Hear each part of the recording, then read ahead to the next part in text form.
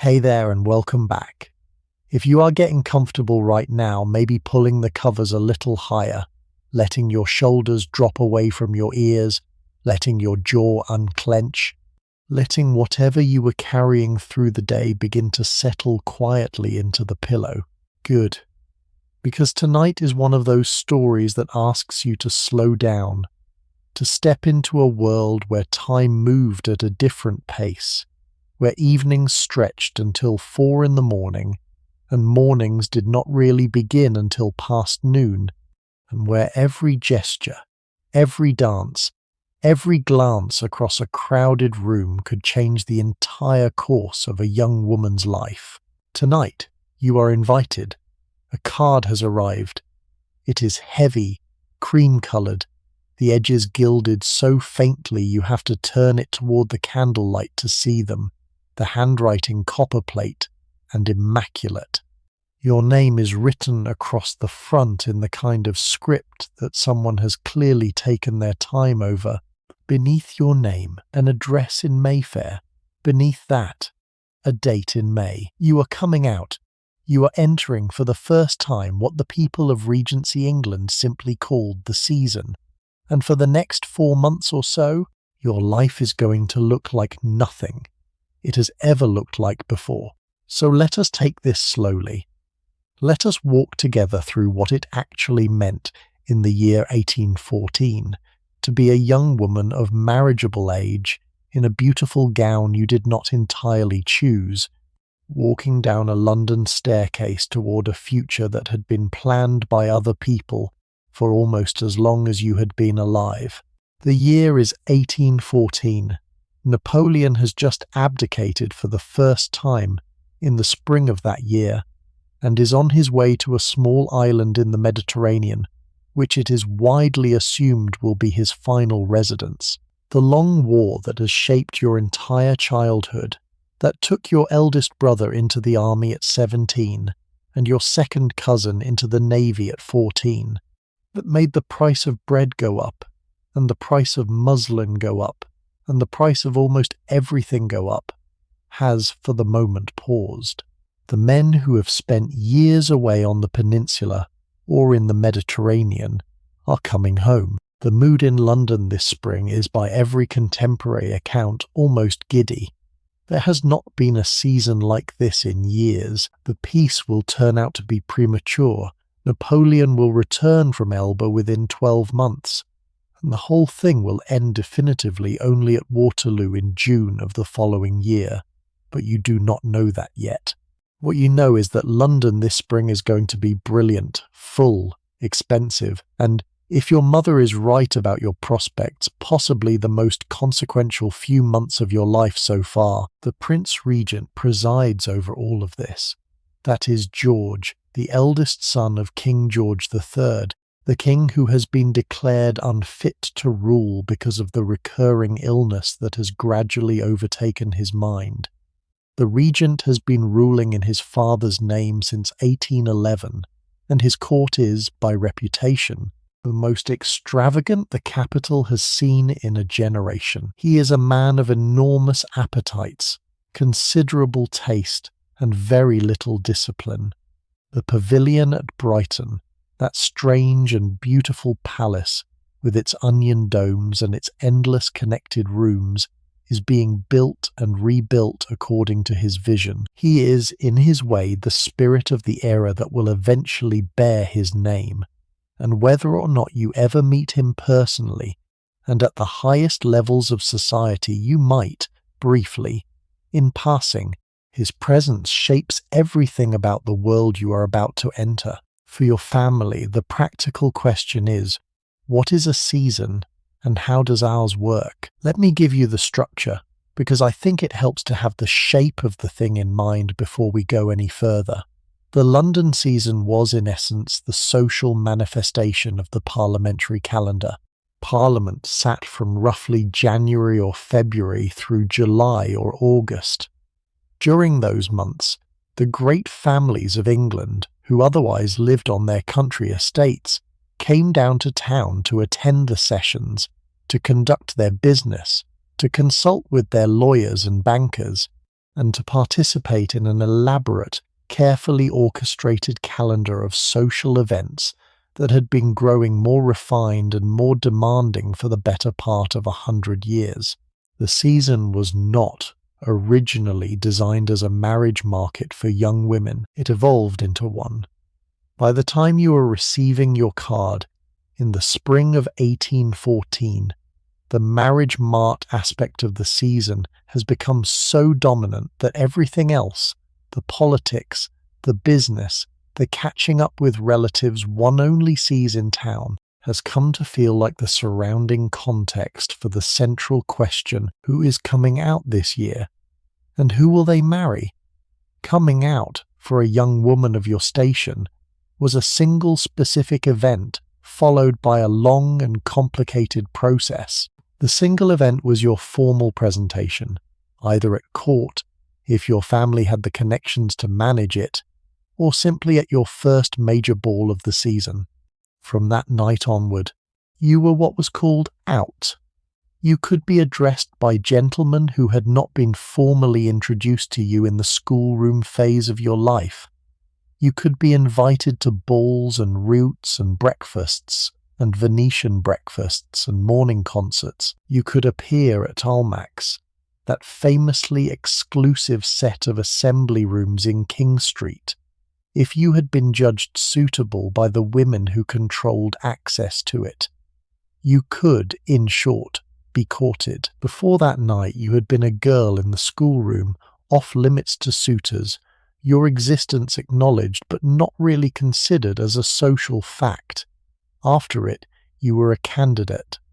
That word, candidate, is one I want to come back to, because as much as the Regency world dressed all of this up in language about romance and accomplishment and the natural unfolding of a young woman's social life, the thing that was actually being conducted, at its core, was a candidacy. You were being put forward for consideration. The consideration would be made by men and by their families, and by the network of mothers and aunts and married sisters who functioned as the actual market analysts of the entire system. The result of this consideration, ideally, would be an offer of marriage. The offer, if accepted, would result in a settlement. The settlement would secure your future, and the future it secured would determine almost every material fact of the rest of your life. The clothes you would wear, the house you would live in, the number of servants you would have to manage, the kind of education your children would receive, the amount of money you would have if you were widowed, whether your old age would be comfortable or precarious. This is not how anyone said it out loud, of course. People did not, at balls, refer to the marriage market in the language of finance, though they thought about it in those terms constantly. The language of the season was the language of dancing partners and pretty dresses and pleasant young men of good family. The language behind that language, the language spoken in fathers' libraries and in the correspondence between matrons of opposing households, was considerably more direct. The Regency was not a sentimental era about money.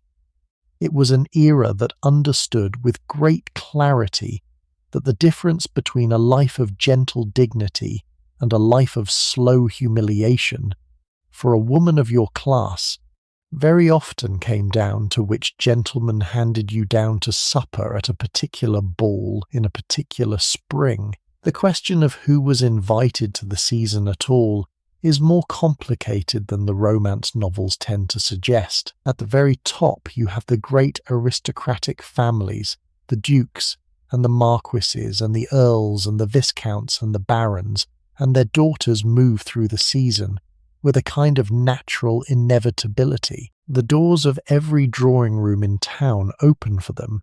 The patronesses of Almack sign their vouchers without hesitation.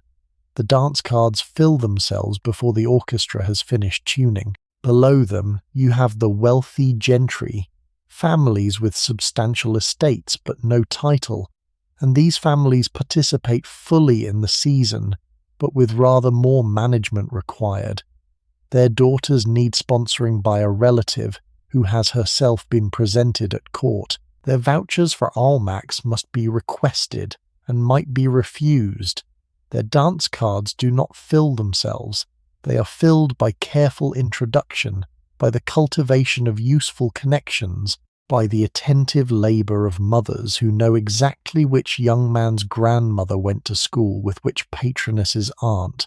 Below this, you have the lesser gentry, the country families with modest estates and limited London connections. For their daughters, the full London season may simply not be possible.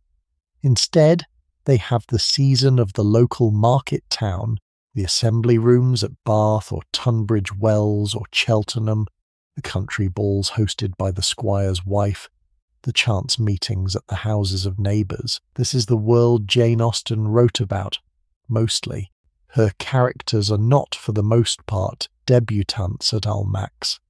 They are young women navigating a world where the season is something glimpsed at one remove, where a visit to London is a major event, where the local assembly is the social calendar's brightest moment. For tonight, though, I want to take you into the version of the season that has been most thoroughly documented and most vividly remembered. The London version, the Mayfair version, the version with the white gowns and the ostrich plumes and the Wednesday nights at Almack's and the carriage rides in Hyde Park at 5 in the afternoon. Because if you can understand that version in its full strangeness and its full beauty and its full exhausting complication, you can understand the others by extension. The country assembly was a smaller, simpler, slightly improvised version of what the London season had perfected.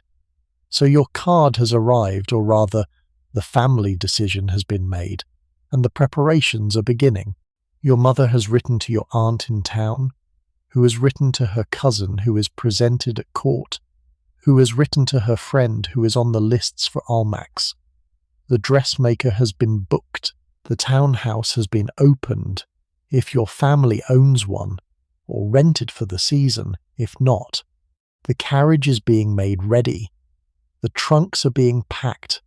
The whole apparatus of moving an upper-class English family from country to capital, an apparatus that has been refined over 100 years of practice, is rolling into motion, and at the centre of it, slightly bewildered, slightly excited, somewhat terrified, is you.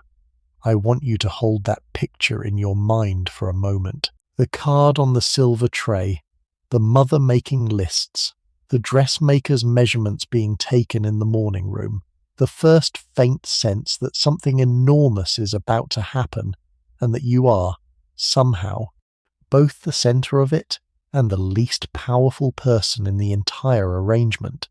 Because that, more than anything else, is the situation a Regency debutante found herself in at the beginning of her first season. The honoured guest at her own performance, with very little say in how the performance was staged. So that is the world we are walking into. And before we get to London, before the carriage even rolls down the drive, I want to spend some time in the country with the family that produced you, because the months of preparation that came before your departure tell us almost as much as the season itself does about what kind of young woman you were being asked to become. Before the carriage leaves the drive, before the trunks are packed, before any card arrives at all, your season has already been in preparation for years. Most likely, it has been in preparation since you were about 11 or 12. That is when, in a household like yours, the schoolroom education of a daughter shifts from being a general matter of getting her literate and numerate and becomes a much more specific project. The project of producing a young woman who can be presented in society without embarrassment, courted without obvious flaw, married without disaster. The person managing this project is, almost always, your mother.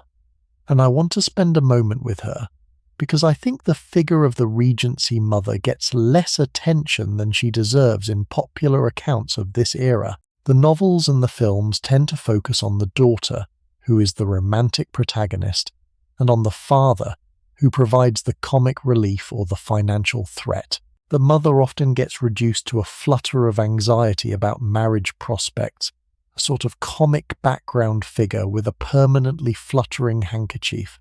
But in real life, the mother of a Regency debutante was the operations manager of an enormously complex, multi-year, high-stakes undertaking.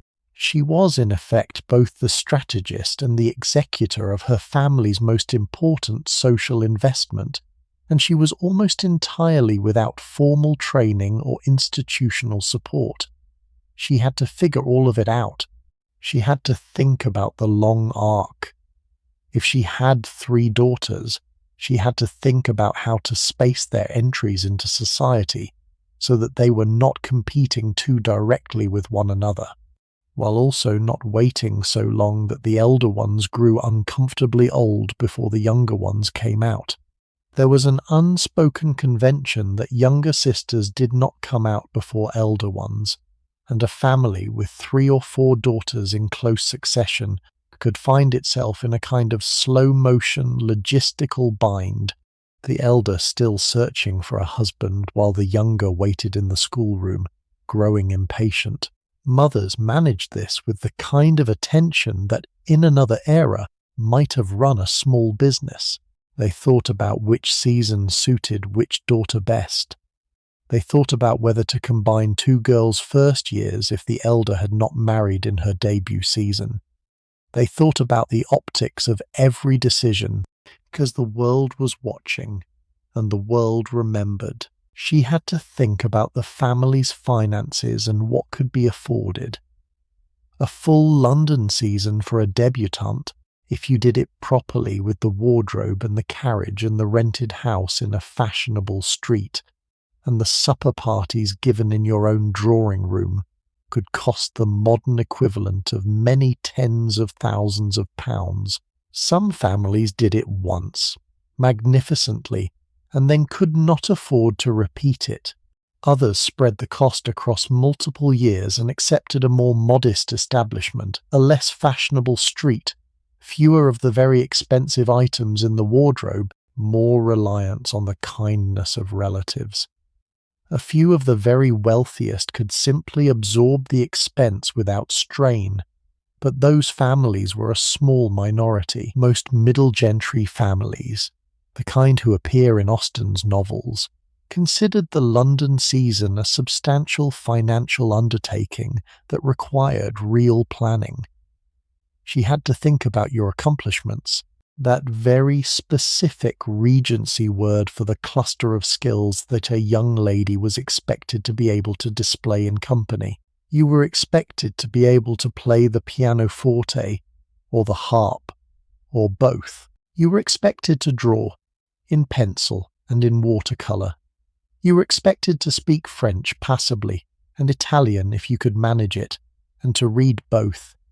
You were expected to embroider, to do fine needlework, to know how to fold linens and how to instruct servants in the management of a household. You were expected to dance, and to dance well every fashionable dance currently in circulation.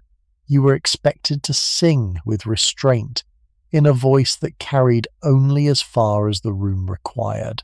You were expected to read but lightly, and to know enough about literature and poetry to make pleasant conversation about them. You were not expected to be learned. Open displays of learning, especially in front of gentlemen, were considered unbecoming. You were expected to be, in the precise word of the era, accomplished. Not educated, accomplished. The governess was the day-to-day manager of all of this. A respectable young or middle-aged woman, often herself the daughter of a clergyman or a minor gentleman, herself often without prospects of marriage, herself working for wages that were not generous. The governess shaped the daily rhythm of the schoolroom and was responsible, in effect, for the bulk of your education. Some governesses were brilliant, energetic, intellectually curious women who genuinely loved their work and made of it something noble. Others were tired, resigned, and dutiful. The position was, by reputation, one of the loneliest in English life. Neither servant nor family, not quite a friend to her pupils, never quite at ease in any of the rooms she occupied. The governess was in many ways the silent witness to what the gentry were really like behind the doors of their drawing rooms. She saw you grow up, and then, when you were grown, she packed her box and went on to another family. In your last year before coming out, the schoolroom phase begins to shade into the more direct preparation for the season. You spend more time on your dancing. A dancing master is engaged to come down from London or up from the nearest large town to drill you in the quadrille and the country dance, and increasingly the waltz. That scandalously continental innovation which has just begun to be tolerated in the more advanced sets, and which your mother is not entirely certain you should learn at all, but which she suspects you will need to know. You spend more time on deportment. A backboard is brought out, and you wear it for hours at a stretch. A flat board strapped across your shoulders to keep your back perfectly straight. You walk with books on your head. You practice your curtsy, low and slow, with absolutely no wobble in your knees until you can do it in your sleep. Your voice is corrected. Your laugh is corrected. The manner of holding your fan is corrected. The manner of holding your gloves is corrected. Every gesture you make is in some small way taught. And meanwhile, in the rooms where you are not, your mother and your father are having the long conversations that fix the framework of your season. How much will they spend? Whose townhouse will they use, or will they rent? And where? Which relatives will they call upon for introductions? Has your aunt, the one who is presented at court, agreed to sponsor you for your own presentation? Has the dressmaker been engaged? Will you go to Bath first to be fitted, or wait until you reach London? Which young men of your acquaintance, sons of neighbours, sons of your father's school friends, sons of the families with whom yours has the longest standing connections, are going to be in town this season? Are any of them going to be there in a way that suggests their families are also looking? These conversations have been happening in fragments for years, but in the months before your first season, they intensify. There is a sense in the country house of preparation reaching its final phase. The maids are folding tissue paper into trunks. The undermaids are darning your stockings and pressing your shifts. The cook is making sure the housekeeper has the recipes for the smaller dishes you will need to serve at supper parties. The footman who is to accompany you to town is being measured for new livery. The horses that will pull the carriage are being chosen. Everything that will accompany you on the journey, from your gloves to your prayer book, is being checked, repaired, replaced, inventoried.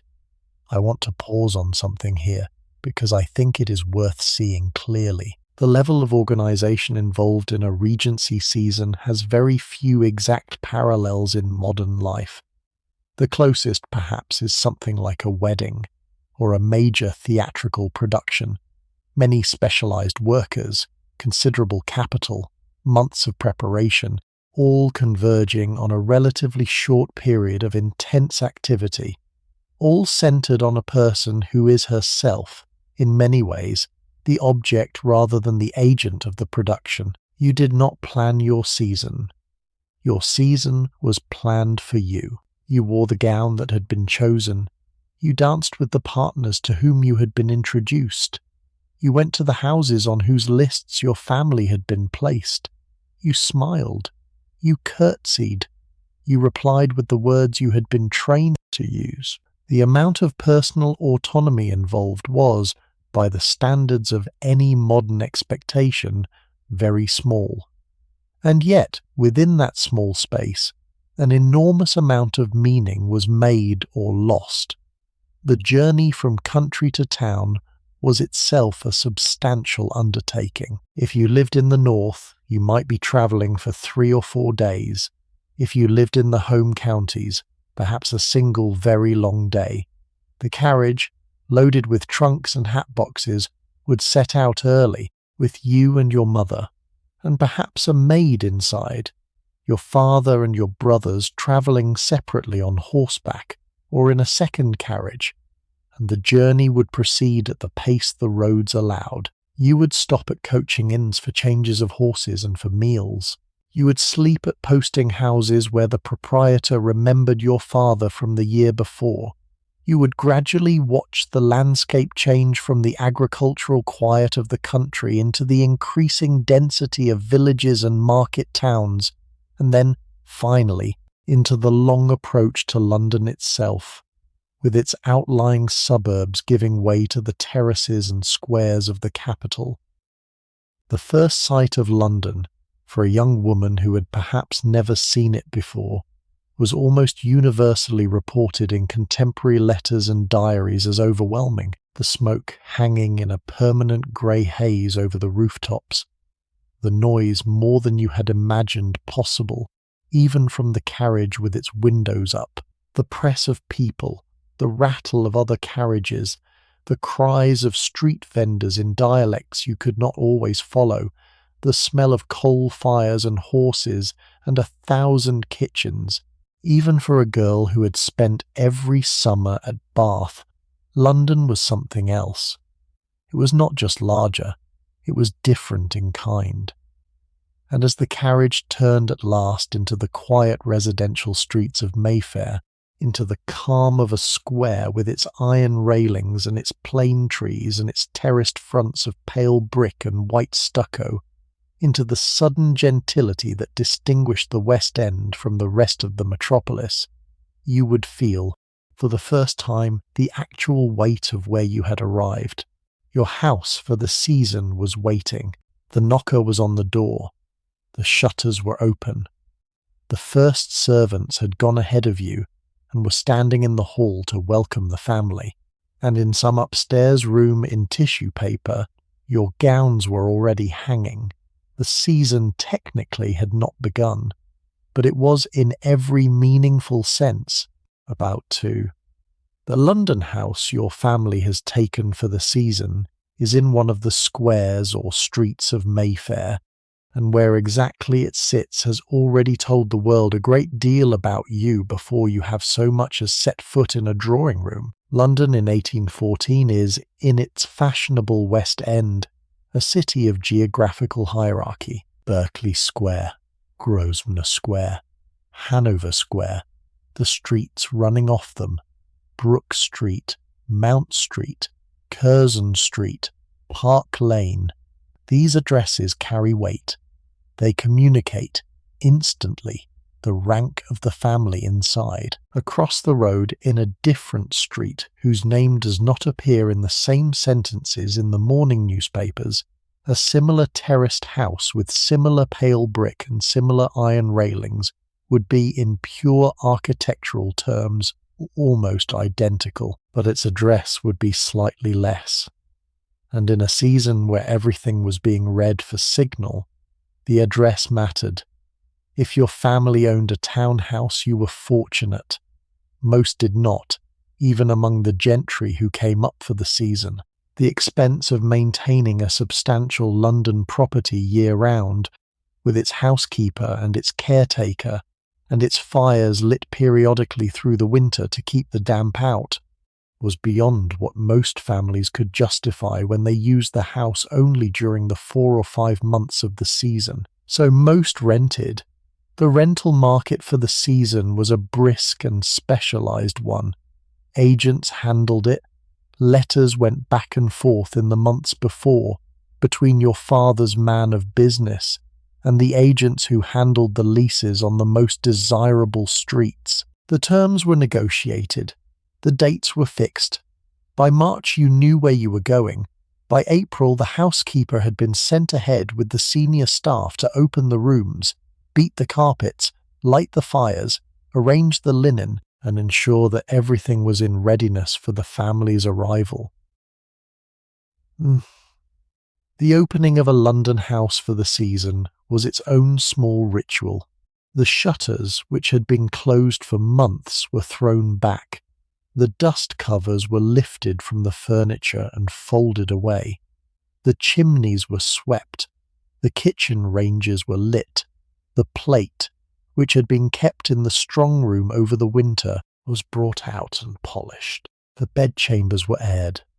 The water closets, by 1814 a regular feature of fashionable London houses, though still a relatively recent convenience, were checked. The cellars were stocked, the whole apparatus of a substantial gentry establishment, an apparatus that involved between perhaps 8 and 20 servants depending on the size of the family and the scale of their entertainments, was being rolled into operation. Inside, the house had a logic you would come to learn. The ground floor contained the entrance hall, the dining room, and usually the morning room, which is where the family took breakfast and where, when there were no callers, your mother might sit to write her letters and manage the household. The first floor, the floor you climbed up to by the principal staircase, contained the drawing rooms, the great rooms of the house, where the family received visitors and where on the most important evenings they might give a small dance or a substantial dinner. The drawing rooms ran in suite, often 2 or 3 connected rooms with folding doors between, so that on a major occasion the doors could be thrown open and the whole space made into one. The second floor contained the principal bedchambers. The third floor, the nursery floor in a household with younger children, or the bedchambers for unmarried daughters and visiting relatives. The fourth floor and the attics, the servants' rooms, the basement, the kitchen, the scullery, the housekeeper's room, the butler's pantry, the wine cellar, the coal hole, a whole building organised, as Regency townhouses were organised everywhere in Mayfair, into a vertical map of class, with the family in the middle and the staff above and below them. Your room is on the second floor, or perhaps the third if your mother has decided that the second floor bedchambers should be reserved for entertaining bedrooms, the small private sitting rooms attached to the principal chambers, where she might receive a particularly close friend on a confidential matter. Your room, wherever it is, has been arranged for you. The bed is made up with fresh linen. There is a small writing table by the window, a washstand with a porcelain basin and ewer, a wardrobe and a chest of drawers, a long pier glass, the full-length mirror in which you will, over the next 4 months, look at yourself dressed in more different costumes than you have worn in your entire life so far. A maid has been assigned to you. She will help you dress in the morning, dress for dinner in the evening, dress for the ball after dinner. She will arrange your hair, look after your gloves, brush out your gowns. You may have known her for years. She may be the upper housemaid from the country house, brought up to town for the season, because she knows your hair and your habits. Or she may be a London maid, hired for the duration. Either way, you will spend more time in her company over the next few weeks than with almost anyone else in the family, except your mother. The first proper morning in London is, in the established pattern, devoted to settling. You unpack. The trunks, which have been delivered from the carriage and brought up the back stairs, are opened. Your maid begins the long, careful work of laying out gowns in the wardrobe, hanging them with cedar shavings to keep moths from the muslin. Your books are placed on the small bookshelf. Your writing case is set out on the table. Your prayer book and your Bible are placed on the bedside cabinet. The smaller items, the gloves and stockings and reticules, the shawls, the fans, the slippers, are arranged in drawers. By the end of the morning, the room has begun to look as though you live in it. By the end of the afternoon, after a rest, perhaps, or a walk in the small garden if the house has one, you might be ready to think about going out. But you do not, on this first day, go out into society. The first day is for arrival. The first day is for the family to recover from the journey, for your mother to receive any urgent correspondence that has been waiting, for your father to go to his club and let it be known that the family is now in town. The first round of social activity, calling cards left at the houses of your principal connections, will begin tomorrow. The first proper evening engagements, dinners and small parties will begin within the week. The first ball, the first major event at which you will be presented as a debutante, will follow shortly after that, depending on what is on the calendar and what your sponsor advises. In the meantime, on this first morning of your London life, your mother takes you to the dressmaker. The Regency dressmaker, or modiste, was an important enough figure in the lives of fashionable women that her name and her address were known and discussed in the way that any high-end specialist is discussed today by clients who depend on her. The most fashionable London modistes of the period had clients who travelled across the country to be fitted by them. Some of them were French, or claimed to be French taste being the gold standard of fashion in this period despite, or perhaps because of, the long war that had cut England off from Paris for so much of the previous 20 years. The most celebrated names of the era ran establishments that were, in effect, small businesses with a workroom of seamstresses, an apprentice or two, a front shop where clients were received, and a fitting room where the actual measurement and fitting took place. You arrived at the dressmaker's with your mother, and were received with the particular courtesy reserved for new clients of significant prospects. You were seated. You were offered perhaps a small refreshment. The principal modiste herself, the woman whose name appeared on the door, would emerge from the back to meet you, and would, with practiced expertise, look you over from head to foot in a way that managed to be both thorough and polite. She would ask about colouring, about preference, about the events for which gowns were required. She would consult with your mother about budget, about quantity, about timing. She would propose. She would describe in the particular, slightly exotic vocabulary of high fashion the effects she could produce, the fabrics, the ornament, the cuts. She would, if she were a good modiste, manage your mother and you with an attentive precision that made each of you feel that your individual taste was being honoured, even as the broader contours of the season's wardrobe were being efficiently sketched out. The wardrobe of a debutante in 1814 was an enormous undertaking in itself. You needed, as a baseline, a presentation gown for court, if you were being presented there. An item of clothing whose specifications I will return to in a moment, because they are extraordinary. You needed at least 3 or 4 ball gowns, since the same gown could not be worn at successive balls without comment, and a season might involve dozens of major balls. You needed evening gowns for dinner parties, which were less elaborate than ball gowns but still substantial. You needed morning dresses, the lighter gowns worn for receiving callers and going out shopping. You needed walking dresses, slightly more substantial gowns for promenading in the park. You needed riding habits, those tailored masculine cut suits with their long skirts for the morning rides in the park. You needed pelisses, the long-fitted coats worn over walking dresses in cool weather. You needed spencers, the short-fitted jackets worn in milder weather. You needed shawls for the chillier evenings.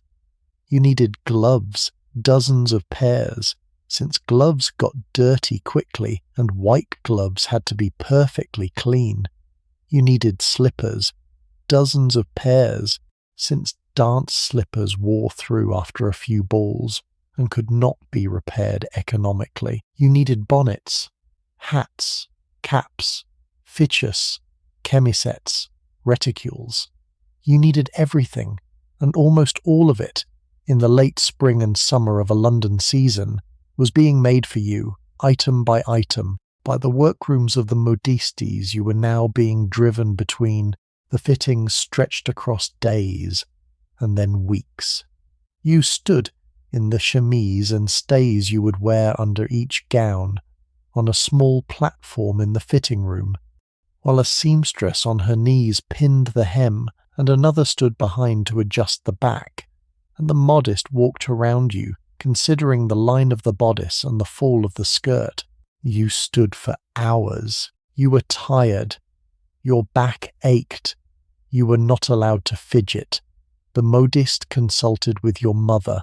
The seamstresses worked in silence except when spoken to.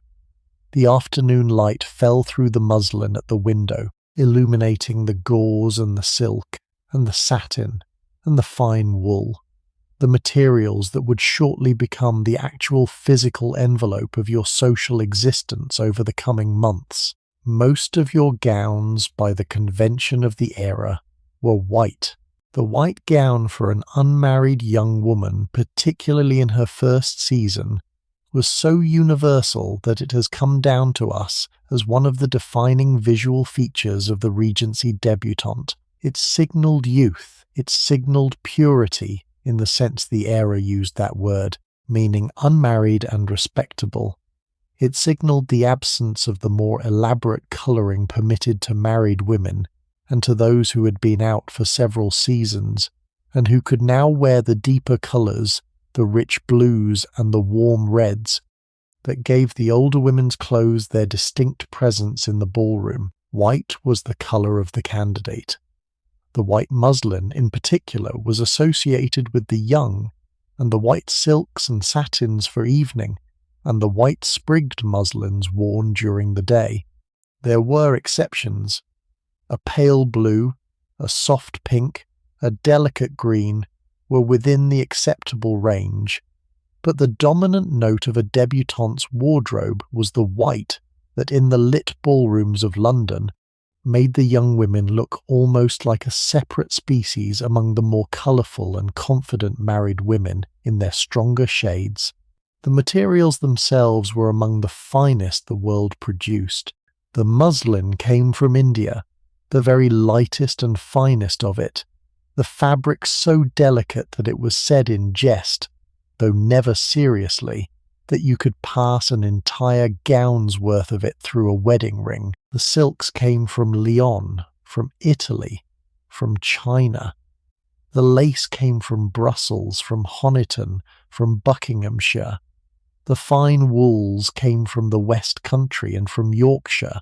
The ribbons, the embroidery threads, the trimmings came from a network of specialist suppliers across England and the continent that had survived the war years through ingenuity and smuggling. Standing in your modist's fitting room in the spring of 1814, you were standing at the centre of an international supply chain that touched 5 continents, and the gowns that were being constructed around you were, in their materials alone, among the most expensive ordinary objects that existed in the world at that moment. Underneath the gowns, of course, you wore the underclothes that gave the Regency silhouette its distinctive line. The chemise, a long, simple linen shift that went next to the skin, was the foundation. Over it went the stays, which had changed considerably from the heavily structured garments of the previous century. The Regency stays were lighter, shorter, less constricting, designed to lift the bust and provide a smooth line under the high-waisted gowns of the era, rather than to crush the body into a particular shape. Some women, particularly those of slight build, wore short stays that ended at the bottom of the bust, providing only the minimum support. Others wore longer stays that extended to the hip. Either way, the effect was very different from the constrictions worn by their grandmothers, and considerably more comfortable, though still tighter than most modern women's clothing. Over the stays went the petticoat, the simple white underskirt that gave the gown its body. Over that, the gown itself, with its high waistline just under the bust, its straight or slightly flared skirt falling to the ankle, its short sleeves for evening or longer sleeves for day, its low or high neckline depending on occasion. The whole effect in muslin was light, graceful, classical. The era's love of all things Greek and Roman, partly inherited from the 18th century's neoclassical revival and partly intensified by the Napoleonic conquests that had brought antiquities flooding back into European awareness, was visible in every line of the costume. You looked, in the right light, in the right gown, like a figure that had stepped down from a frieze. That was, in fact, the intended effect.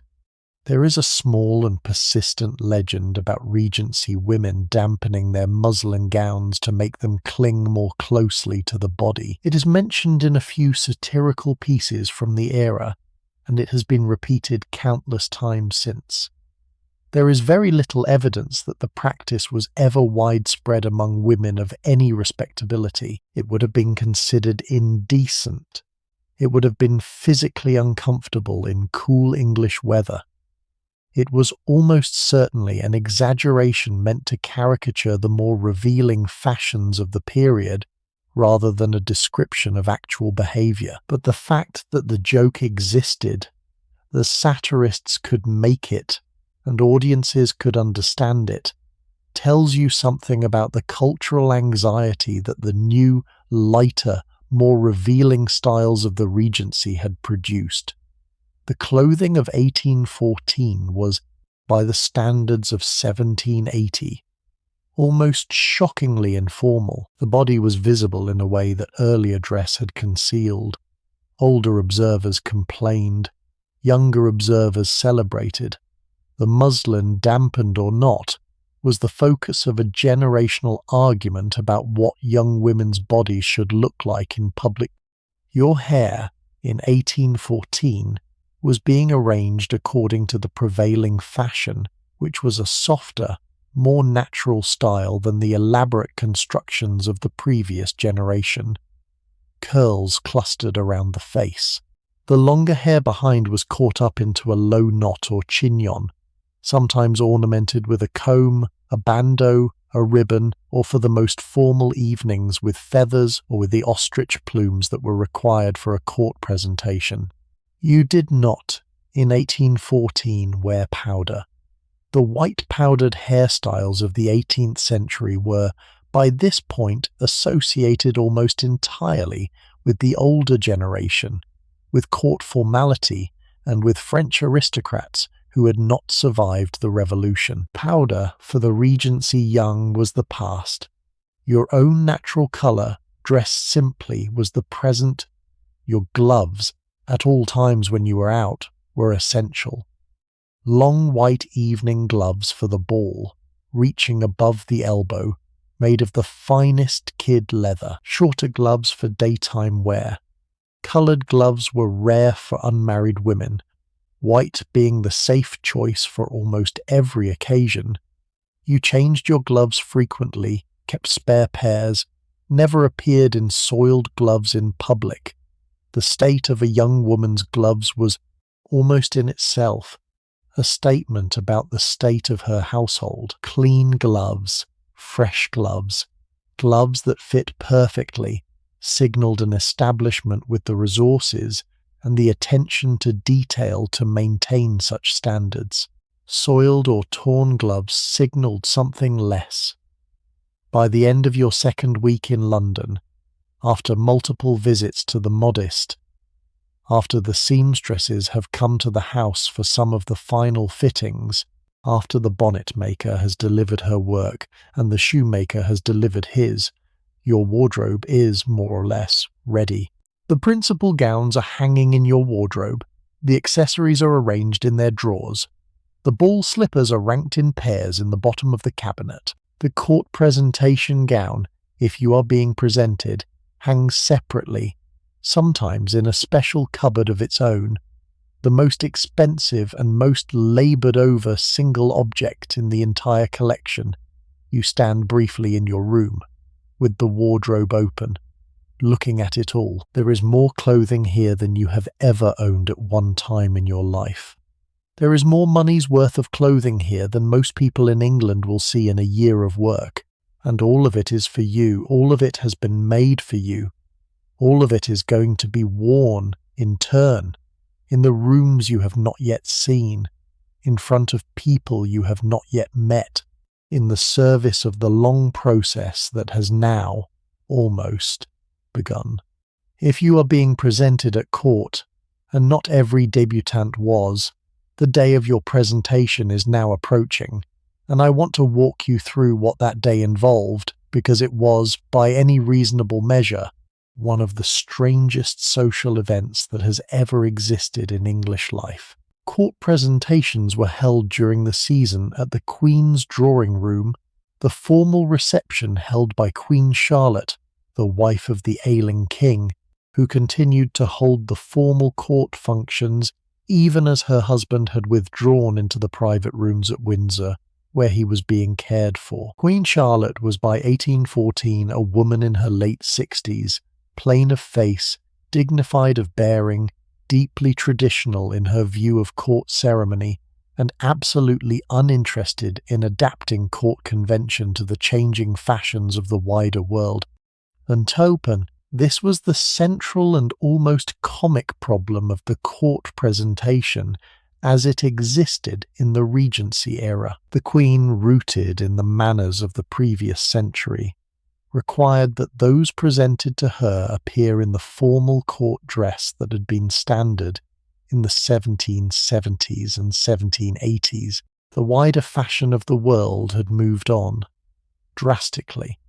The result was that a young woman being presented at court in 1814 had to combine in a single garment the soft, high-waisted classical line of the contemporary Regency style with the enormous wide hoops, the panniers that had been required at court for 40 years. The effect was, by every account of the period, peculiar. You wore a gown with the bust line just under your arms, in the new Regency fashion, but the skirt of that gown was held out 3 or 4 feet wide on either side by the hooped underskirt that the court still required. You looked, in the words of one contemporary observer, like a champagne glass set on top of a tea tray. To this you added the 3 white ostrich plumes that protocol required to be worn in the hair. The plumes had to stand up. They had to be visibly 3. They had to be white. They were attached to a band or comb in the hair and rose vertically above your head, sometimes by as much as a foot, giving the whole figure a strange tapering silhouette of plume above and width below. To the back of the gown was attached the train, several yards of fabric extending behind you, edged with lace, often embroidered, which you were expected to manage with grace as you moved through the rooms. Lappets, the long ribbons of lace that hung from the headdress, framed your face. The whole costume, gown and train and hoops and plumes and lappets was, in the candid words of more than one young woman who endured it, ridiculous. It was also, by court rule, mandatory. The day of the presentation began early. Your dressmaker came to the house, sometimes with 2 or 3 assistants, to put you into the gown and to ensure that everything sat correctly. The plumes were fixed in your hair by a specialist hairdresser who had spent the morning travelling between the houses of the various young women being presented that day. The train was attached. The lappets were arranged. You were, by mid-morning, assembled, and you waited, for what could be hours, for the carriage to take you and your sponsor to the palace. Your sponsor was the woman, almost always a relative or a close friend of your mother, who had herself been presented at court, and who would now present you. She was responsible for the formal introduction. She would say your name to the Lord Chamberlain at the door, and the Lord Chamberlain would announce you into the room, and the Queen, seated on her chair of state with her ladies in waiting around her, would receive you.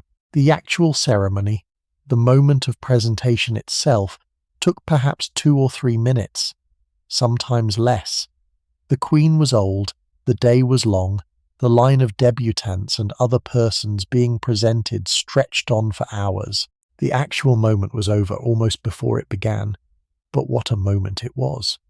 You walked into the throne room, in your hooped gown and your plumes, with your sponsor beside you, and you advanced toward the Queen with the slow, steady pace that had been drilled into you for weeks.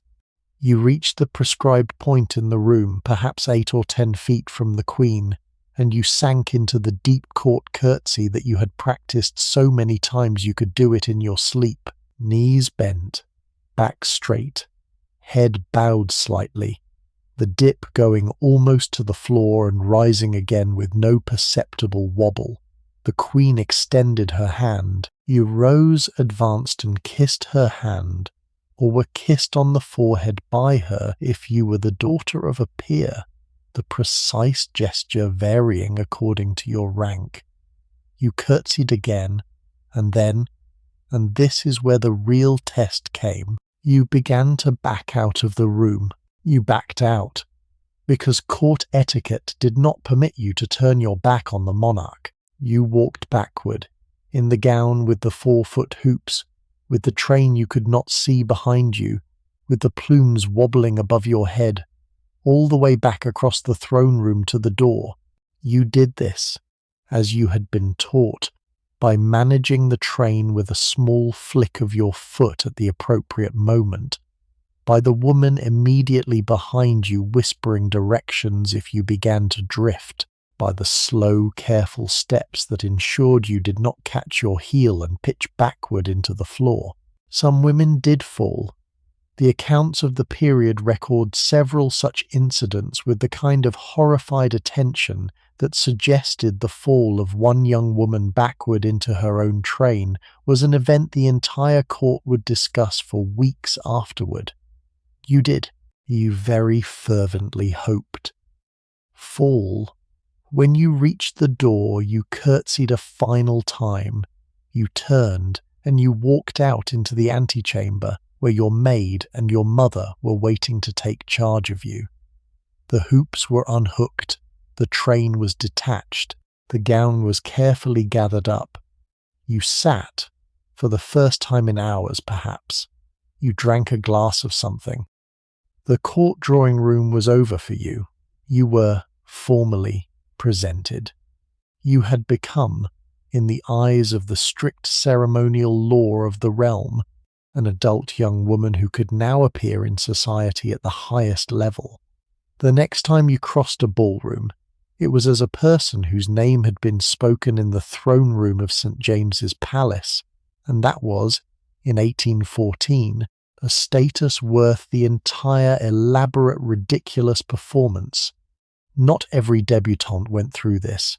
Many were presented only at the first ball of the season, with a slightly less formal but still significant ceremony of introduction by their hostess.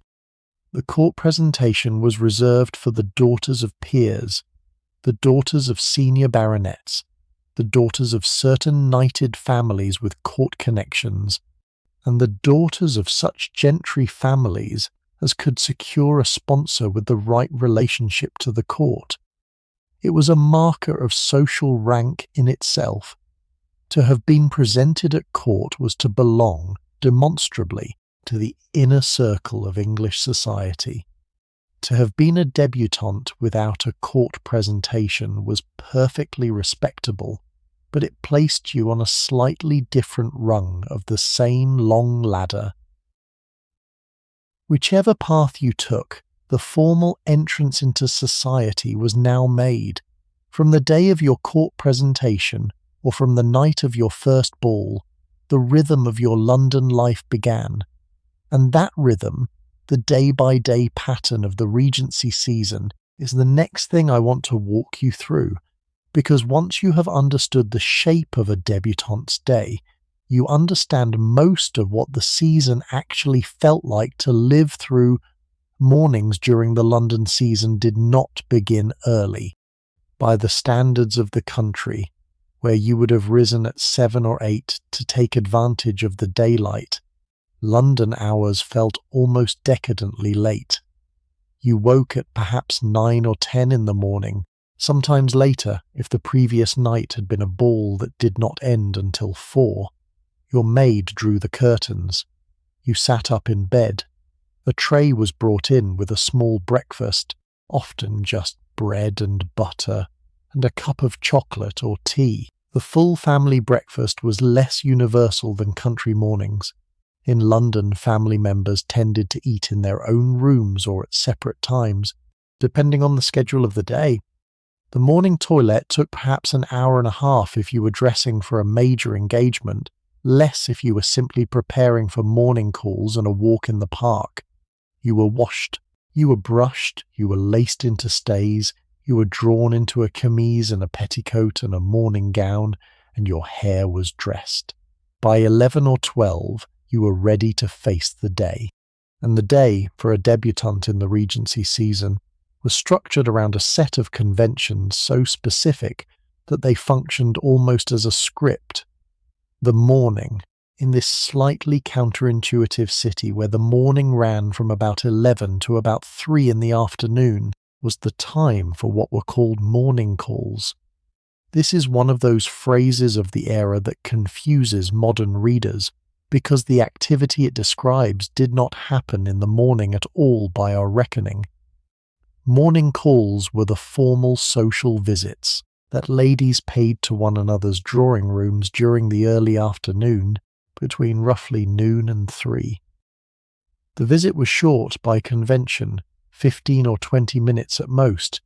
You arrived, were announced by the footman, were received by the lady of the house in her drawing room, made polite conversation about the weather, the previous night's entertainments, mutual acquaintances, and any pieces of harmless news, and then took your leave.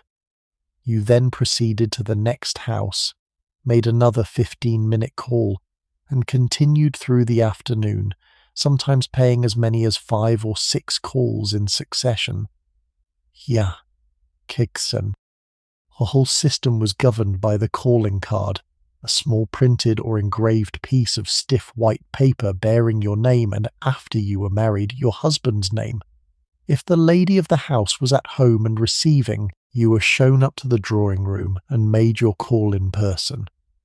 If she was not at home, or was not receiving callers that day, you left your card with the footman at the door. The card became evidence of your visit. The lady, when she returned the call at a future date, would call upon you, and your acquaintance had then been formally constituted by the exchange of visits. This card-based social bookkeeping was more elaborate than it might first sound. Ladies kept careful track of who had called upon them, who they had called upon in return, who was overdue a call, who had failed to return a call, and was therefore in a small but significant state of social offence. The mother of a debutante was particularly attentive to this bookkeeping. Calls were the connective tissue of the season. They were how relationships were maintained, how new acquaintances were cultivated, how the network of social access through which dance partners and dinner invitations and Almack's vouchers eventually flowed was constructed and maintained. A debutante who failed to make her calls properly was a debutante who would find by mid-season that her dance card was not as full as her contemporaries, and her invitations were not as numerous. You went out, on calling days, in the family carriage, with your mother, and sometimes with another lady of the family, an aunt or an unmarried cousin who served as a chaperone. You wore a walking dress and a pelisse and a bonnet appropriate to the weather, with your gloves clean and your slippers well kept. Your maid did not accompany you on calls. She remained at home, preparing your evening clothes for whatever was scheduled later. The footman travelled on the back of the carriage, ready to descend at each house to announce the family's arrival and to collect or deliver the calling cards as needed. Inside the drawing rooms where the calls actually happened, the atmosphere was almost always the same. A morning room or upstairs drawing room with the curtains drawn back to admit the soft London light. The lady of the house seated near the fireplace, with her work basket beside her, perhaps a piece of needlework in her hand to occupy her between visitors. The footman who showed you up. The polite rising, the greetings exchanged, the seats taken, the small conversation, the gentle ringing of the bell perhaps, for a tray of refreshments to be brought up if the visit was being extended slightly, biscuits and a glass of cordial or a cup of tea, the careful modulated speech of women who were often almost strangers, exchanging a kind of social information whose surface was light and whose subtext was substantive. Because the morning call was not, in fact, frivolous, however much it might appear so, beneath the discussion of the weather, the women in those drawing rooms were exchanging the actual data of the season. Who was in town? Who was rumoured to be in town? Whose daughter had received attention from which young man at the previous Tuesday's ball? Which families had secured invitations to the most coveted upcoming events? Which connections had recently been formed or broken? Who was rich? Who was thought to be rich but was not? Which young men were thought to be looking for a wife this season? Which were known to be running through their inheritances and were therefore not to be encouraged? The morning call was the trading floor of the season's information economy, conducted in voices low enough not to disturb the cat asleep on the hearthrug. You, as the debutante, said relatively little during these calls. The conventions were that the older women conducted the conversation, with you as the polite, well-mannered, attentive young presence in the room. You answered questions when asked. You smiled at the right moments. You did not initiate topics. You did not, under any circumstances, contradict an older lady. You were observed. Word of your manner, your appearance, your apparent disposition would travel back through the network within hours. The morning call was, among other things, an audition you did not entirely realize you were performing. By 3 or 4 in the afternoon, the round of calls was complete. You returned to your house. There was time for a small rest, perhaps, or for changing into the dress you would wear for the next stage of the day. Because in mid-afternoon, in fashionable London, the next great social ritual began. The promenade in Hyde Park, in the late afternoon of any fine day during the London season, became, for 2 or 3 hours between roughly 5 and 7 in the evening, one of the most concentrated and most observed social spaces in England. The fashionable hour, as it was called, was the time when everyone who was anyone in town came down to the park, in their carriages or on horseback or on foot, to be seen, to see one another, to display the gowns and the carriages and the horses they had brought to London for exactly this purpose. The park was in effect an outdoor drawing room, with the lawns and the avenues serving as a kind of vast public space where the social signalling that happened at indoor gatherings could be conducted on a much larger and more visible scale. The principal location within the park was Rotten Row, a long sandy track running along the south side of the park, named by an old corruption from the French route du Roi, the King's Road. It had been laid down in the 17th century as a private riding path for the royal household, and by the early 19th century had become the most fashionable riding ground in London. Mounted gentlemen rode along it. Mounted ladies, in their elaborate riding habits, rode along it. The carriages of the great families drew up alongside it. People stood on foot, and watched, and were watched. The whole length of the Row, on a fine afternoon in May, was crowded with the social capital of England in motion. You went down to the park on most fine afternoons with your mother. The carriage was brought round, you were handed in by the footman, and you proceeded down through the streets of Mayfair, through the gates of the park, and out into the avenues where the rest of fashionable London was already in motion. Your mother, sitting beside you, kept her eyes alert. The carriage moved slowly, by convention, along the agreed route. You did not gallop in Hyde Park, you did not race. You proceeded, at the pace of polite display, with your bonnet adjusted, and your gloves clean, and your manner composed. What you were doing, in the park, was not pleasure in any simple sense. It was a continuation of the social work that the morning calls had begun. You were being shown. The whole point of being seen in the park, on a fine afternoon during the season, was that other people would observe that you were there, that you had been driven by your mother in a respectable carriage, that you were dressed appropriately, that you were composed, that you were a candidate. Young men who had been introduced to you at a recent ball might ride alongside the carriage to exchange polite greetings. Their mothers in the carriages opposite would observe these greetings with attention. Other young women, with their own mothers, would do the same circuit. The whole space was a slowly moving network of small observed transactions. If you rode rather than driving, the picture changed slightly.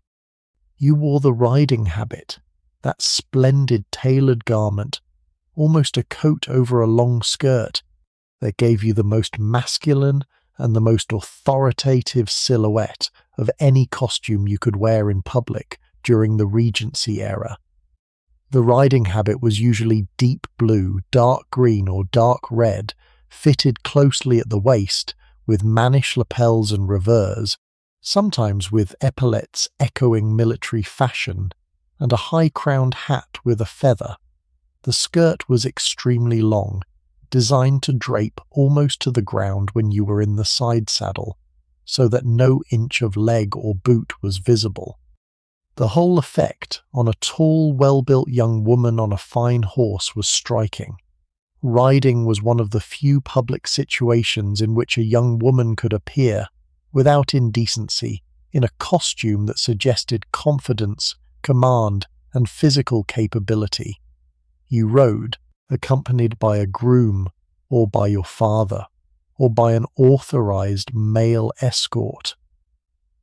The side saddle, with its peculiar and slightly precarious arrangement of horns and stirrups, allowed a competent horsewoman to manage even spirited animals on a sandy track in heavy traffic.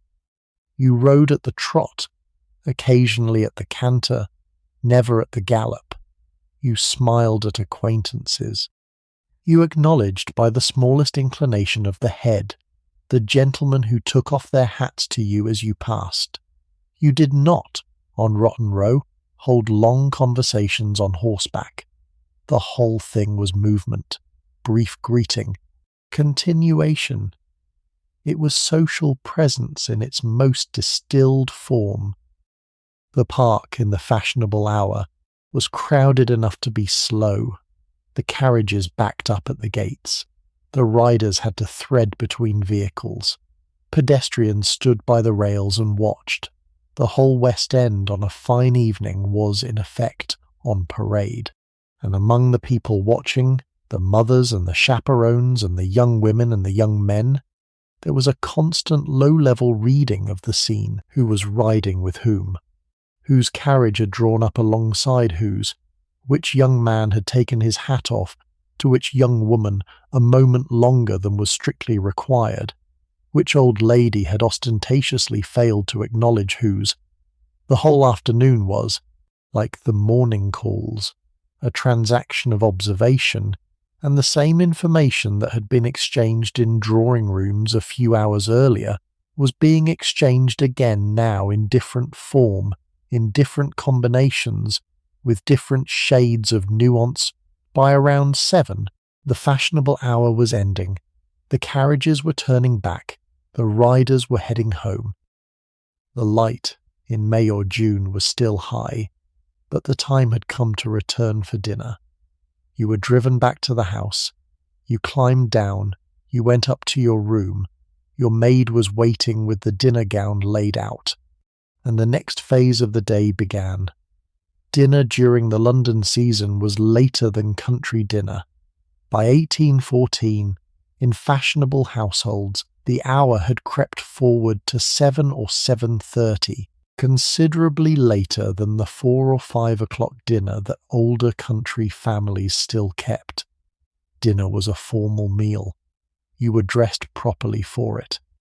You came down to the drawing room before the meal, where you waited with your family for any guests who had been invited. When the butler announced that dinner was served, the gentlemen offered their arms to the ladies in order of precedence and led the company into the dining room. You sat where the place cards directed. The meal proceeded through several courses, served in the formal style of the period, with multiple dishes set out at once on the table for the diners to help themselves and one another. The conversation was conducted at a measured volume, addressed primarily to the persons immediately on either side, though general topics were also raised across the table at intervals. After the dessert was cleared, in the established convention of the era, the ladies rose. You followed your mother and the other ladies out of the dining room, leaving the gentlemen to their port and their political conversation. The ladies retired to the drawing room where coffee was served. The gentlemen would join you, perhaps half an hour later, for tea and further conversation. By 10 or 11, on a quiet evening, you might be ready for bed. But on most evenings of the season, you were not retiring at 10. You were changing, because the second half of your evening, the part of your day that contained the events for which the entire elaborate apparatus had been constructed, was about to begin. It is 10:30 on a Wednesday night in May. You stand in front of the long mirror in your bedroom. Your maid is making the final adjustments to your hair. Your mother is in her own room across the corridor, dressing in her own evening gown, supervised by her own maid. Outside, in front of the house, the carriage is being brought round from the mews. The horses are being put to. Tonight you are going to Almack's. Almack's assembly rooms in King Street, St. James's, were not an aristocratic palace.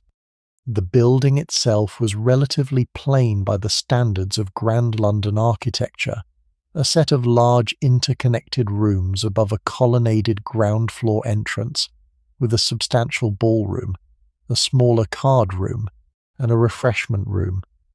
The ballroom was good, but not enormous.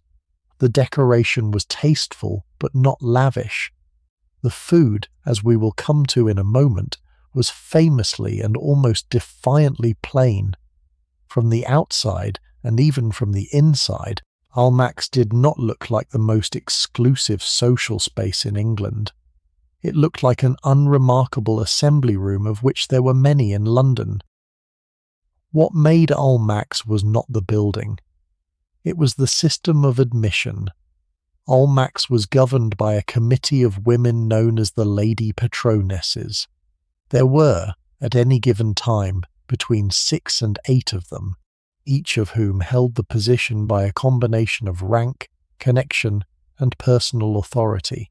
In 1814, the patronesses included Lady Castlerag, the wife of the Foreign Secretary, Lady Jersey, known throughout fashionable society as Silence, in ironic comment on her famous chattiness, the Princess Esterhazy, the wife of the Austrian ambassador, the Countess Leven, the formidable wife of the Russian ambassador, Mrs. Drummond Burrell, who was considered by her contemporaries the most rigid in her standards, Lady Sefton, who was generally the kindest, and Lady Cowper, who was reputedly the most charming.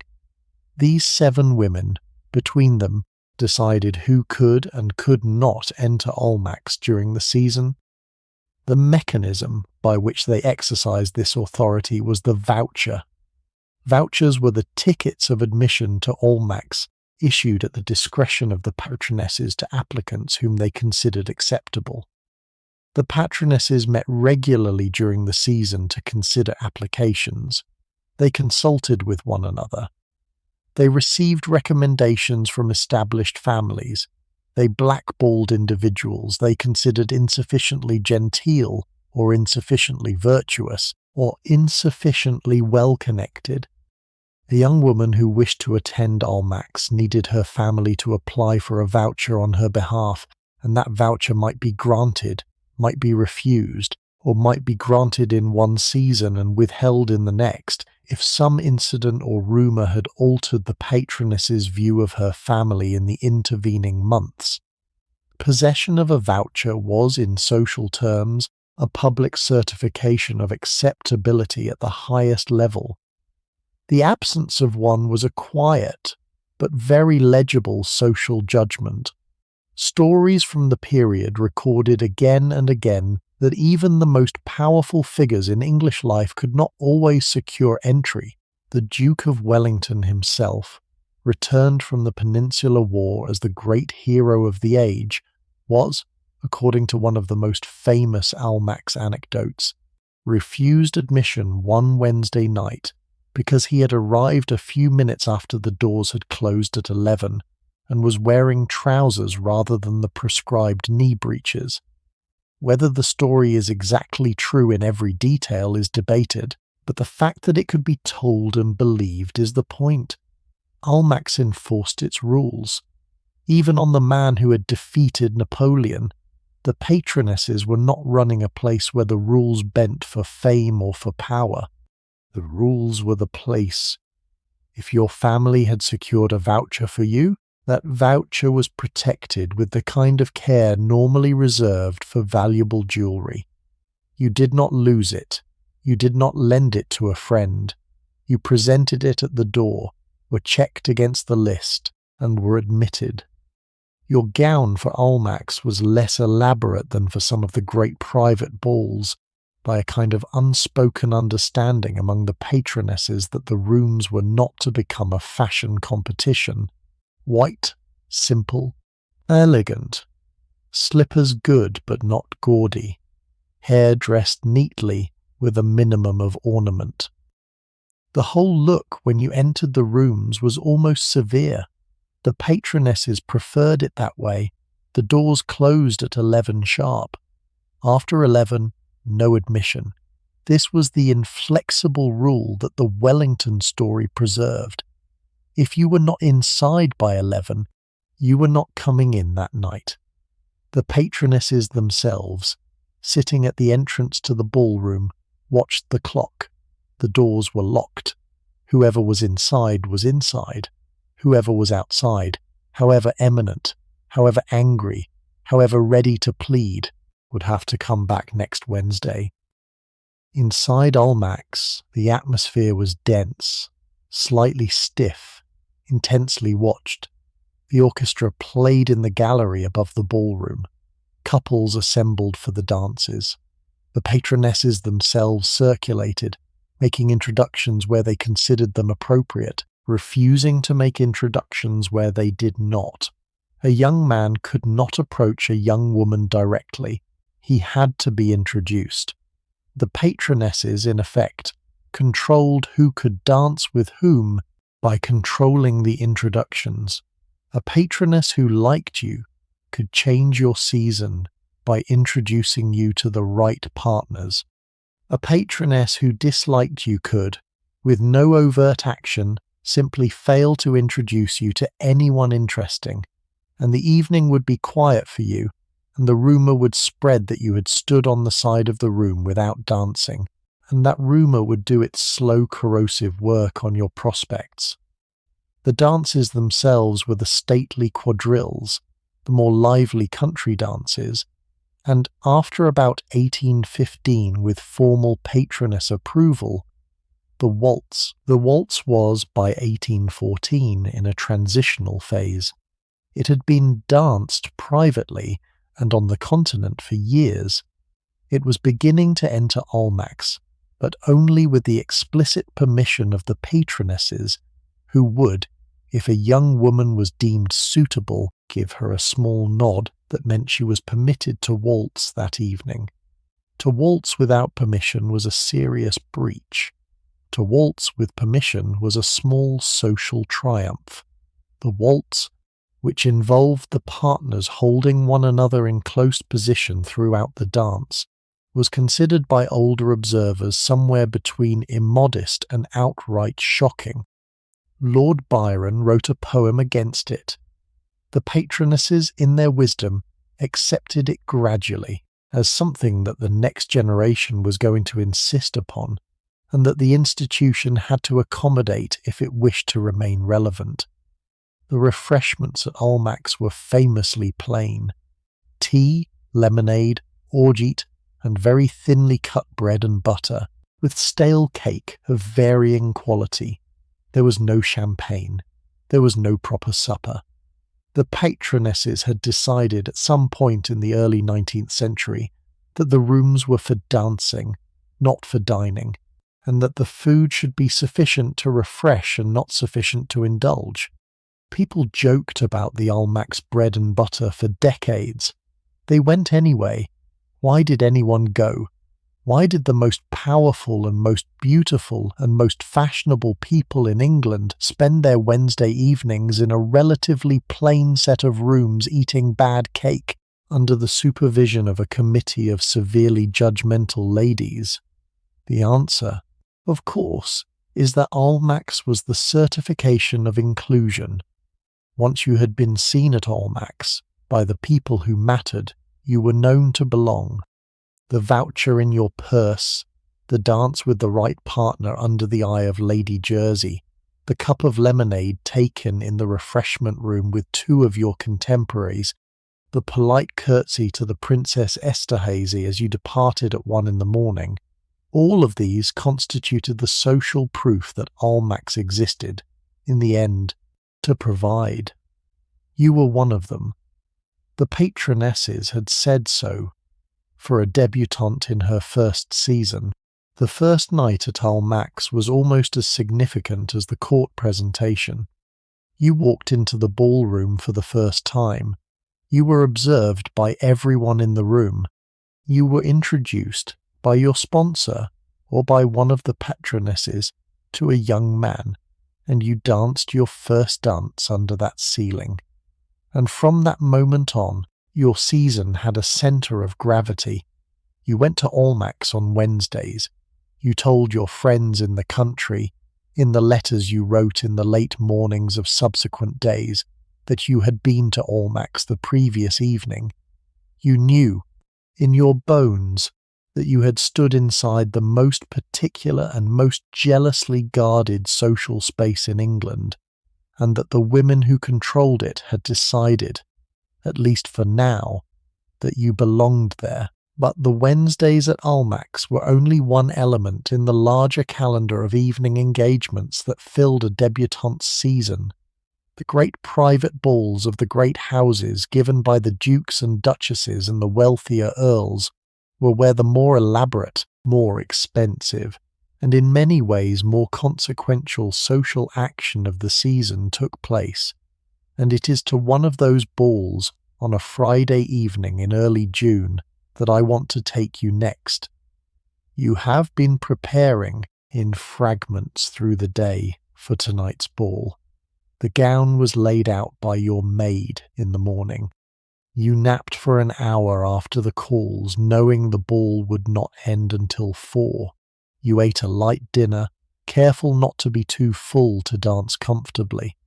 After dinner, you went up to dress, and your maid spent more than an hour on you doing your hair, threading a fresh ribbon through it, fastening the gown, smoothing the long gloves up over your elbows, slipping your feet into the white satin dance slippers that you had broken in carefully over the past several evenings, so that they would not blister tonight. You were given your reticule, your fan, and your dance card. That small folded paper booklet with a tiny pencil attached to it by a silken string, which would, over the course of the evening, become the document on which the partners for each successive dance were written down. The carriage was at the door at 10:30. You came down the staircase with your mother, your father in his evening dress, the footman holding the door, the cool night air outside coming in through the open hall. Your white gown showed clean against the dark interior of the carriage. The horses moved off, slowly, into the quiet streets of Mayfair, joining the procession of other carriages already converging on the same destination. The destination tonight is one of the great houses. In this case, let us imagine the Duchess of a leading family is giving the ball. Her house is perhaps in Berkeley Square or in Park Lane, set back from the street behind a small forecourt, with a portico over the entrance and an awning extended for the night across the pavement to the curb, so that the ladies could descend from their carriages and pass under cover into the hall. The house was lit, top to bottom, with every window glowing. Wax candles by the thousand in the chandeliers and the wall sconces, their light sufficient to make the room seem almost solid with brightness. The footmen in their full livery, powdered hair, white silk stockings, lined the entrance hall and the staircase. The hostess and her family stood at the head of the great staircase, receiving each arriving party as it ascended. You climbed the stairs slowly, in the line of arriving guests. You curtsied to the Duchess as you reached the top. She greeted you and your mother by name, said something brief and polite, gestured you into the ballroom. You passed through the antechamber, through the open double doors and out into the great room itself, and the spectacle of a London ball at full evening tide opened in front of you. The ballroom was already partly full. 100 or more people, the men in their dark evening coats and white knee breeches and white waistcoats and white cravats tied with the kind of mathematical precision that marked their valets as artists. The women in their evening gowns of every colour the wardrobe allowed, with their jewels and their plumes and their elaborate hairstyles. The orchestra was at the far end of the room, in a small gallery or alcove, tuning their instruments. Long tables along the walls held the banks of candles. The floor, polished and chalked for traction, gleamed under the candlelight. The air was a mixture of perfume, candle smoke, the faint dust of the chalked floor, and as the evening progressed, the warm, slightly damp atmosphere produced by 100 dancers in close proximity in a confined space, lit by more naked flames than any modern fire safety code would tolerate for a moment. You stood with your mother at the side of the room. She nodded to acquaintances. The hostess herself, having received the last of the arriving guests, came down into the room and began to circulate, pausing to introduce gentlemen to ladies whom she thought should be introduced. A young man, perhaps the son of a family known to your father, was brought forward and made the formal bow. Your mother nodded permission. The young man asked you for the next dance. You produced your card. He inscribed his name in the appropriate space. He bowed again, retreated, and you were now committed to dance with him in 20 minutes. The dance card filled up over the course of the next hour. Some partners were known to you, friends of the family, neighbours from the country, men your mother had been quietly cultivating for weeks. Others were new, brought up by the hostess or by other matrons of the room. By the time the orchestra struck up the first dance, your card had perhaps 8 of its dozen lines filled in. The remaining lines might fill during the evening as more partners were introduced, or might remain blank, in which case you would sit out those dances on the chairs along the wall, in conversation with other young women whose cards were also less than full. To be sat out at a ball was not a disaster. To be sat out repeatedly, at successive balls, was the kind of pattern that mothers of debutantes watched with mounting concern. The dances themselves came in three principal forms during the Regency. The country dances, which had been the staple of English balls for 2 centuries, were communal in structure, involving long lines of couples performing patterned figures in sequence, with each couple progressing down the line and dancing with each other couple in turn. They were lively, social, conversational. You spoke to your partner during the dance, but also briefly to the partners of the other couples as the figures brought you into momentary contact with them. They lasted a long time, 20 or 30 minutes, sometimes longer, and they constituted the bulk of the dancing at most balls.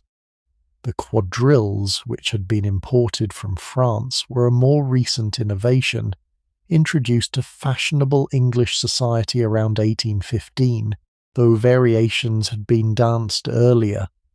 The quadrille was a square dance for 4 couples, with 5 distinct figures, danced in sequence, each figure with its own pattern and its own music. The quadrille required exact knowledge. You had to know the figures, you had to know the steps, you had to know the order. Mistakes were noticed. The quadrille was, in its way, a little more exposed than the country dance, because the smaller groups meant that any error was visible to all the other 6 dancers in the set and to the watchers around the floor.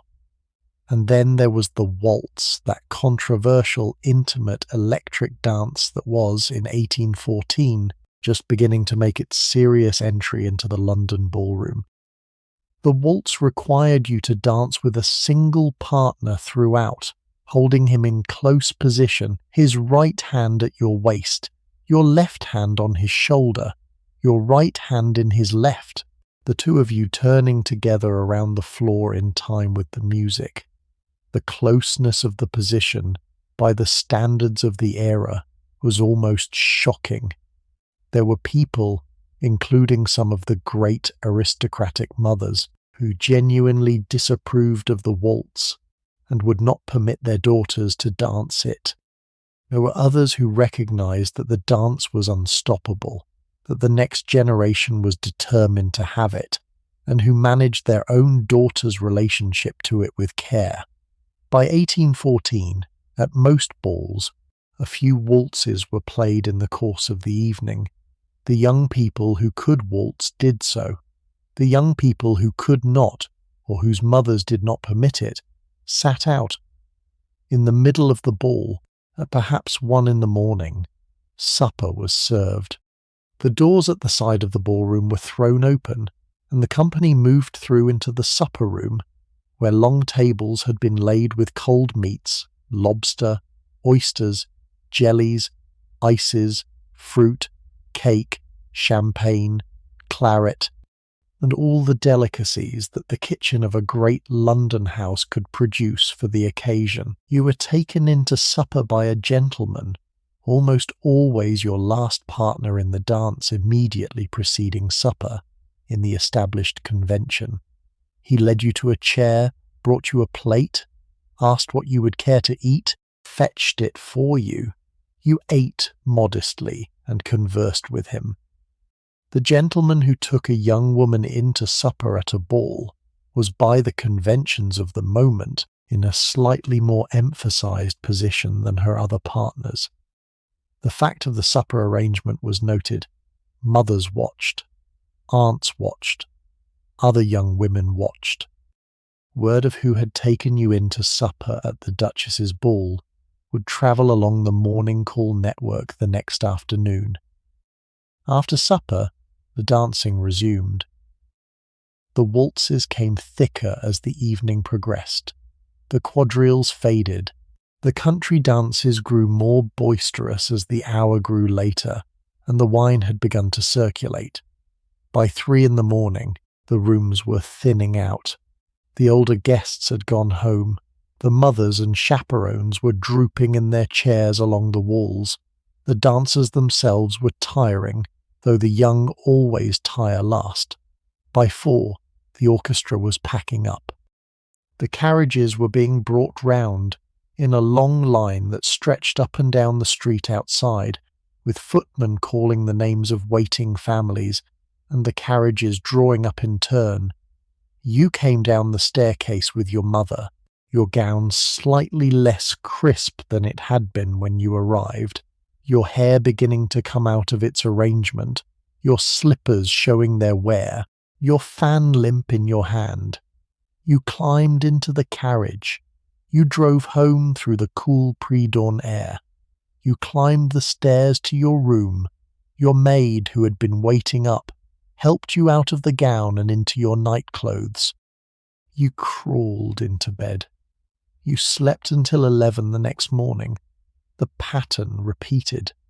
3 or 4 balls a week on the busiest stretches of the season, plus the calls, plus the parks, plus the dinners, plus Almack's on Wednesday, plus on the rest of the evenings, the smaller engagements, a theatre party at Drury Lane, a musical evening at the house of one of your mother's old friends, a small dance at a less grand hostess's establishment, a breakfast which, despite the name, was held in the late morning or early afternoon in a private garden in Chelsea or Richmond, with marquees and a band and ices in the heat of the day.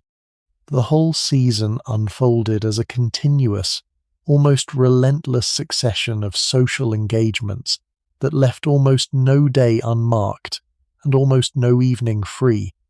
Through it all, the question that everyone was actually asking, and that no one mentioned directly, was the question of marriage, which young men were paying attention, which were paying attention to you. Whether their attention was the casual flirtation that meant nothing, or the more sustained interest that suggested something more, or the specific deliberate cultivation that suggested a serious intention, whether their families approved, whether your family approved, whether the financial arrangements that would have to underpin any actual proposal could be made to work. The economics of marriage in the Regency era were, by modern standards, almost startlingly explicit.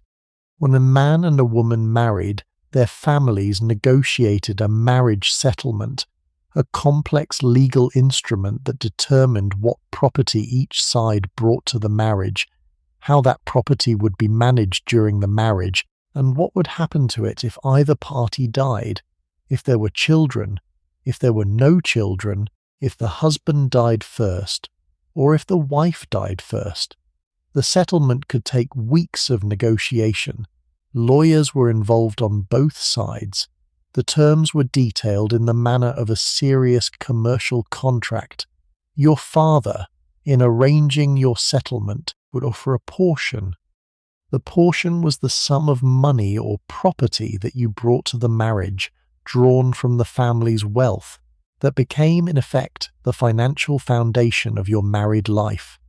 A modest portion might be a few £1,000s.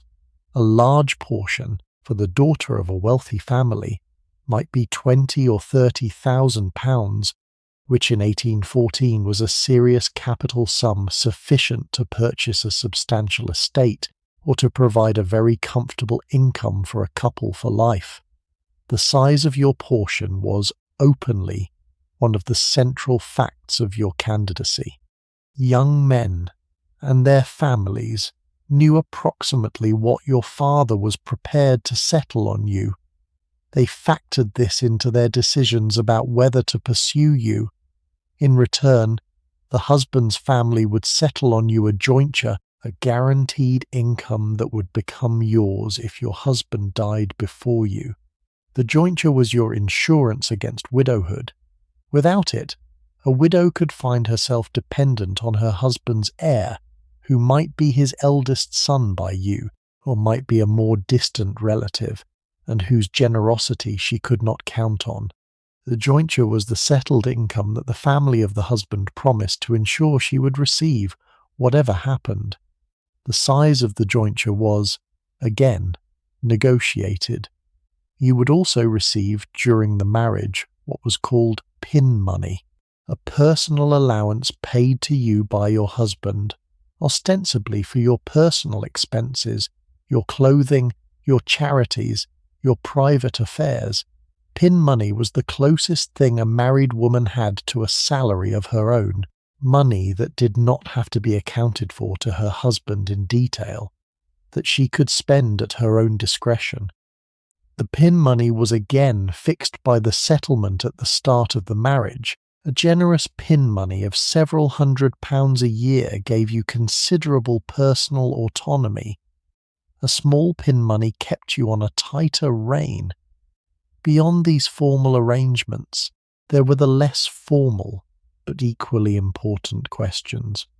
The husband's prospects, whether he was an eldest son, with the family estate in his future, or a younger son, who would have to make his own way in the army, the navy, the church, or the law, whether his estate, if he had one, was unencumbered or labouring under debt, whether his personal habits, his card-playing, his drinking, his other entanglements, suggested a life of stable management or one of slow ruin. The whole business required, behind the romantic surface, a level of due diligence that any modern banker would recognise. Your role in this, as the debutante, was not to conduct the due diligence yourself. You did not, as a young woman of 19, examine your suitor's accounts. Your father did, your uncle perhaps, your father's man of business. Your role was to indicate, by the signals that the conventions of the era permitted, your own preference, to smile at the gentleman who interested you, to refuse politely the dances of those who did not, to allow the conversations that mattered to develop into something more, while keeping the conversations that did not at the level of pleasant nothings. The actual proposal of marriage, when it came, was made by the gentleman to your father. He called at the house, was shown into the library, made his request formally. Your father, having made his investigations, gave or withheld permission. If permission was given, the gentleman was permitted to address you. He asked you, formally, in some private room of the house, with your mother perhaps in the next room, whether you would accept him. You answered. Your answer, by the conventions of the moment, mattered. A young woman of your station could refuse. Refusals did happen, but the framework of the question, the having been brought to this point by months of cultivation by both families, made the refusal a substantial decision. Most young women, presented with a proposal that their parents had judged acceptable and that they themselves had reason to think well of, accepted. Some did not. The historical record contains both, and the women who refused were not necessarily punished for it, though the social pressure to accept was considerable. If you accepted, the engagement was announced, the settlements were finalized, the wedding was planned, often for late summer or autumn, after the season had ended. The season for you was effectively over from the moment of the engagement. You no longer attended balls in the same way. You appeared, instead, at the more intimate engagements, dinners with the families of the engaged couple, visits to the country estate of your future husband to be introduced to his tenants and his neighbours, the slow ceremonial transition from one household to another. By the autumn, you were married. By the next season, you were a young matron, no longer a candidate, present at the great events as a wife rather than as a daughter. If you did not accept any proposal that season, or if no proposal came that season, you went home to the country at the end of July or the beginning of August. The season closed, the houses shut, the families dispersed back to their estates. You spent the autumn and the winter in the country. You read, you visited, you wrote letters to your London friends, you waited. And in the following spring, the whole apparatus rolled into motion again, and you came up for your second season. By the third or fourth season without a husband, the question began to be asked, in the back rooms of family discussion, whether something more permanent might need to be planned. But before we get to the end of the season, before we look at what happened to the young women who came up to London in May and went home to the country in August, I want to spend some time with what the actual lived experience of a debutante's season felt like, in its real texture, beneath the surface of the cards and the gowns and the introductions, because the romanticised version of the Regency season, the one we get from films and from a certain strand of historical fiction, has a way of making it all look much smoother and much more pleasurable than the contemporary diaries and letters suggest it actually was. The season was, for many young women, exhausting. It was, for many, anxious in a way that left lasting marks. It was, for not a few, simply the worst experience of their young lives. And the historical record, when you read it carefully, is full of evidence of all of these things, even from women who on the surface seem to be sailing through it. Let me start with the physical exhaustion. The Regency season ran for roughly 4 months, from the spring through high summer. During those months, a debutante in the full social swim of London might attend, on average, 4 or 5 social engagements per week, and on the busiest weeks as many as 10 or 12. She would have been out, on most evenings, until 2, 3, or 4 in the morning. She would have woken, on most mornings, between 9 and 11. She would have lived on a diet of hurried breakfasts in her room, ceremonial dinners she was too anxious to eat, suppers at balls she was too excited to enjoy, and the endless small refreshments at calls and at concerts that kept her body fueled at low and uneven levels. She would have stood, danced, walked, ridden, curtsied, smiled, conversed for hours every day in clothing that, while less constricting than the previous eras, was still tighter than her sleeping clothes and required her to maintain a particular posture and a particular control. By the end of the season, in late July or early August, she was, in many cases, simply spent. Letters from the period are full of the language of exhaustion. The mothers of debutantes wrote to each other about the toll the season was taking, about how peaky their daughters were looking, about how a few quiet weeks in the country would be needed to restore them. The debutantes themselves wrote to friends who were not in town, describing their tiredness with a candour they would not have used in conversation.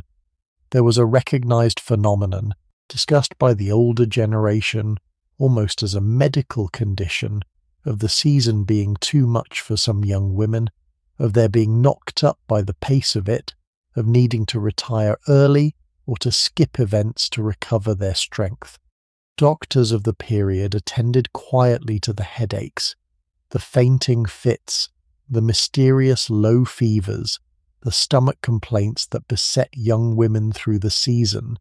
The diagnoses where they were given names at all were vague. The treatments where they existed were palliative. Tea, rest, perhaps a journey to the seaside. The truth was that many of these complaints were, in their own physiological vocabulary, simply what bodies do when they are run too hard for too long on too little sleep. There was also, beneath the physical exhaustion, a more insidious mental strain. The constant performance was, by its nature, depleting.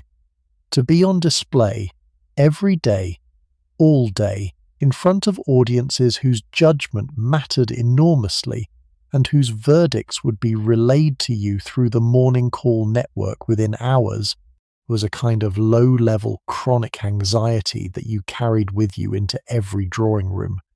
Your gown was right or it was wrong. Your hair was right or it was wrong. Your conversation was right or it was wrong. The young man you danced with was the right one or the wrong one. The dance you accepted was the dance you should have accepted, or the dance you should have refused to leave free for someone better. The judgments were continuous, the data points multiplying, the sense of a permanent record being kept against your name, accumulating with every event. Some young women managed this with native equanimity, the kind of quiet inner stability that simply did not let the surface judgments penetrate. Others did not. The diaries and letters of the period contain evidence of considerable distress. Young women who lay awake at night going over every conversation of the previous evening, passing every gesture, every word, every glance, looking for the moment at which they had failed. Young women who became almost paralyzed in the rooms of Almack's, conscious of the patronesses watching, conscious of the rivals watching, conscious of the mothers watching, unable to move freely in such a saturated field of observation. Young women whose nerves, in the old sense of the word, gave way under the strain, and who had to be taken home early from balls because they had begun to weep in the supper room, or had a dizzy turn and could not continue. The mothers, in such cases, were generally protective. The Regency was not a sentimental era, but it understood that young women had limits, and a daughter who had broken down at a ball was not pushed back into the same room the next night. She was allowed to rest. The doctor was called. The season's pace for her was reduced. A week in the country, perhaps, or a quiet 10 days at the family estate of a relative. The mother who pushed her daughter past the breaking point was in fact considered a poor mother by the standards of her contemporaries. Some did push too hard. Most, in the historical record, did not. But for every young woman who broke down visibly, there were a great many more who carried the strain quietly. They arrived home from a ball at 4 a.m, lay in bed without sleeping, watched the dawn come up through the window, dressed at 11, and went out for the morning calls with a kind of half-masked smile that no one really commented on, because everyone in the room wore one like it.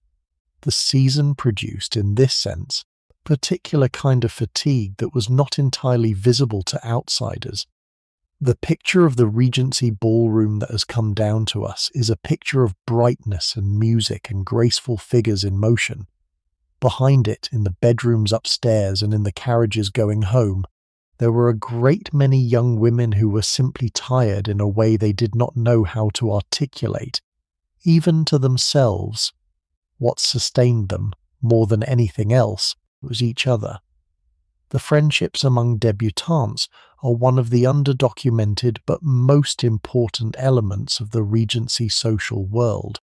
You came up to London with your mother and your maid, and you found yourself at every event in the company of other young women in roughly the same situation, the daughters of your mother's friends, the daughters of your father's old schoolfellows, the girls you had met during previous summer visits to country houses, the friends from your year at the school in Bath, if you had gone to school. By the second or third week of the season, you had a small circle of contemporaries with whom you danced at the season's balls, sat in familiar drawing rooms, and walked the usual paths in Hyde Park. These friendships could be, and often were, deep. The other debutantes were the only people in your life who actually understood what you were going through. The mother had been through it once 25 years before, and remembered her own season through the inevitably distorting lens of memory and her subsequent marriage. The aunts had their own perspectives, all of which were managerial. The fathers and brothers had nothing useful to offer. The maids were sympathetic, but constrained by their position from being real friends. The other debutantes, alone in this whole landscape, knew. They had stood at the same wall last Tuesday and watched that patroness pass them over. They had received the same cool greeting from that haughty older woman.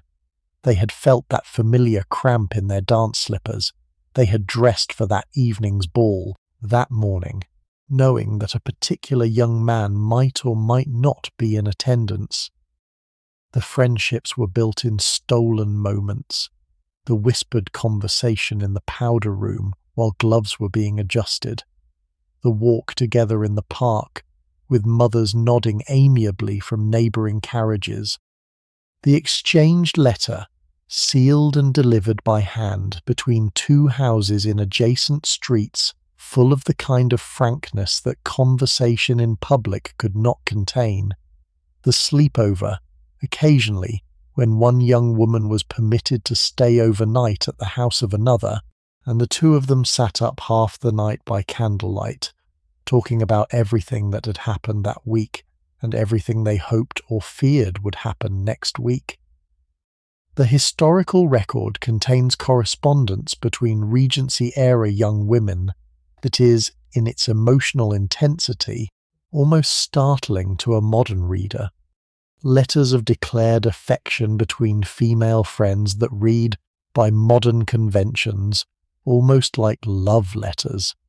The phrase "my dearest" was used freely. The language of devotion was elaborate. The assertions of permanent attachment were universal. Some scholars have, more recently, read into this correspondence evidence of romantic attachments between women, or bonds that went beyond ordinary friendship, which the era simply did not have a clear category for, and therefore did not police. Others have argued that the language was conventional, that this was simply how women of feeling expressed friendship in the early 19th century, and that to read modern romantic frameworks back into it is to misunderstand the period. The honest answer is probably that both are true in different cases. Some of these friendships were what we would now call romantic. Some were not. All of them were emotionally important to the women involved, in ways that often outlasted the season and the marriages that followed it. The letters home, to friends who had not come to London for the season, are another rich vein of evidence about what the experience felt like from inside. The young woman writing to her cousin in Yorkshire, or to her dearest school friend whose family had not made the trip up that year, allowed herself a frankness in those letters that she would not have used in any drawing room. She wrote about the gowns, yes, but also about the gentleman who had paid attention to her at the Tuesday ball, and whom she found, in private, rather less interesting than her mother thought he was. She wrote about the patroness at Almack's who had been so cold to her at the door that she had nearly cried.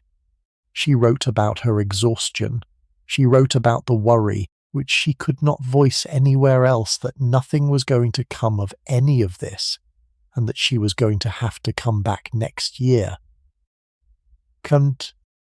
These letters survive in the family papers of many gentry and aristocratic families, and they are the closest thing we have to the unfiltered voice of the Regency debutante. The picture that emerges from them is more anxious, more uncertain, more emotionally complicated than the surface gloss of the era suggests. These were not, on the whole, women who were having the time of their lives. They were young people doing a difficult job under enormous family pressure, sustained by their friendships with one another, hoping that something good would come of it, sometimes finding what they hoped for, sometimes not. There were, in the worst cases, the darker possibilities that the season's structure made available. A young man whose intentions were not serious might pay enough attention to a debutante to compromise her reputation, then withdraw, leaving her with the appearance of having been pursued without the substance of an offer. A young man whose financial situation was rather worse than he had allowed her family to understand might press a courtship to the point of proposal, only to be discovered later, sometimes after the engagement had been announced, to be pursuing the marriage as a solution to his debts rather than as an attachment to her person. A young man might, more rarely but devastatingly, persuade a young woman of her affections to elope with him to Gretna Green, the Scottish town just over the English border where the marriage laws were laxer, and where a couple could be married without parental consent. The Gretna Green marriage was not in itself illegal, but the family disgrace it represented could be enormous, and the young woman who fled to Gretna with a fortune hunter who turned out to be unworthy of her had, in some cases, ruined her family's prospects along with her own. The figure of the rake or the libertine was real, though he was less common than the novels of the period sometimes suggested. The Regency was not on the whole an era of widespread sexual scandal among the marriageable classes, because the structures designed to prevent such scandal were extremely tight, and the consequences of breaching them were severe. But there were exceptions, and the names of those exceptions were known. Lord Byron, the poet, was the most famous example of his generation, a man whose attractive person and considerable charm covered a personal life of such complication that by 1816 his wife had separated from him, and he had left England, never to return. Around Byron orbited a small constellation of the famously scandalous, including Lady Caroline Lamb, the wife of a future Prime Minister, whose pursuit of Byron in 1812 had been so unrestrained that it had become public knowledge and had nearly ruined her reputation. The young Caroline Lamb, before her marriage, had herself been a debutante. The path from the Almack's ballroom to the public scandal of the Byron affair was, in her case, just over a decade long. Princess Charlotte, the only legitimate child of the Prince Regent and the heir presumptive to the throne, was a debutante of a sort herself in this period, and her story was followed in the newspapers and the gossip of London with more attention than any private young woman could imagine. Charlotte, born in 1796, came of age in the early 1810s, was engaged briefly to the Prince of Orange in 1813, and then broke that engagement off in 1814, married Prince Leopold of Saxe-Coburg in 1816, and died in childbirth the following year at the age of 21, an event that plunged the country into a mourning that lasted for months and that altered the succession of the British throne for the rest of the century. Her story, in its happiness and its tragedy, was followed by the women of the season as a kind of magnified version of their own narratives. Charlotte was not, in any real sense, a private person. But her public ordeal, her engagements and her broken engagements, and her marriage and her death, was watched by the debutantes of her era with the kind of attention that suggested they understood her experience as continuous with their own, however different the scale. For most young women in the season, of course, there was no scandal, no rake, no Gretna Green elopement, no public tragedy. There was only the ordinary cumulative experience of 4 months of intense social engagement, ending in one of 3 outcomes. Either you were engaged to be married by the end of the season, in which case the season had done what it was supposed to do, or you were not engaged, but you had been a recognized success in some lesser sense, and you would come back next year with reasonable hope of a better outcome. Or you had not done well, by some combination of bad luck, bad placement, bad timing, or simply not having the qualities that the marriage market that year was rewarding, and the question of what would happen next was one your family was now beginning quietly to consider. By the end of July, in any case, the season was winding down. Parliament was rising. The great families were closing their London houses. The carriages were being loaded. The whole apparatus that had been so carefully assembled in April was being disassembled in August, in reverse, with familiar servants doing familiar work in the opposite direction. The trunks were repacked. The plate was returned to the strong room. The shutters were closed. The knocker was taken off the door. By mid-August, the house was empty. The family had returned to the country, and the season for that year was over. The journey home for most families followed the route in reverse that they had taken up in April. The coaching inns, the posting houses, the slow rolling of the carriage along familiar roads. But the journey home felt entirely different from the journey up. You were coming back changed. You had seen things in the last 4 months that you had not seen before. You had stood in rooms that you had not previously imagined yourself in. You had been observed by the eye of the highest society in England, and that society had returned, in its fragmented and elusive way, a verdict. The verdict, by the time the carriage rolled through the gates of the country house at the end of the long August day, was for most families becoming clear. If you were engaged, the autumn was a season of preparation.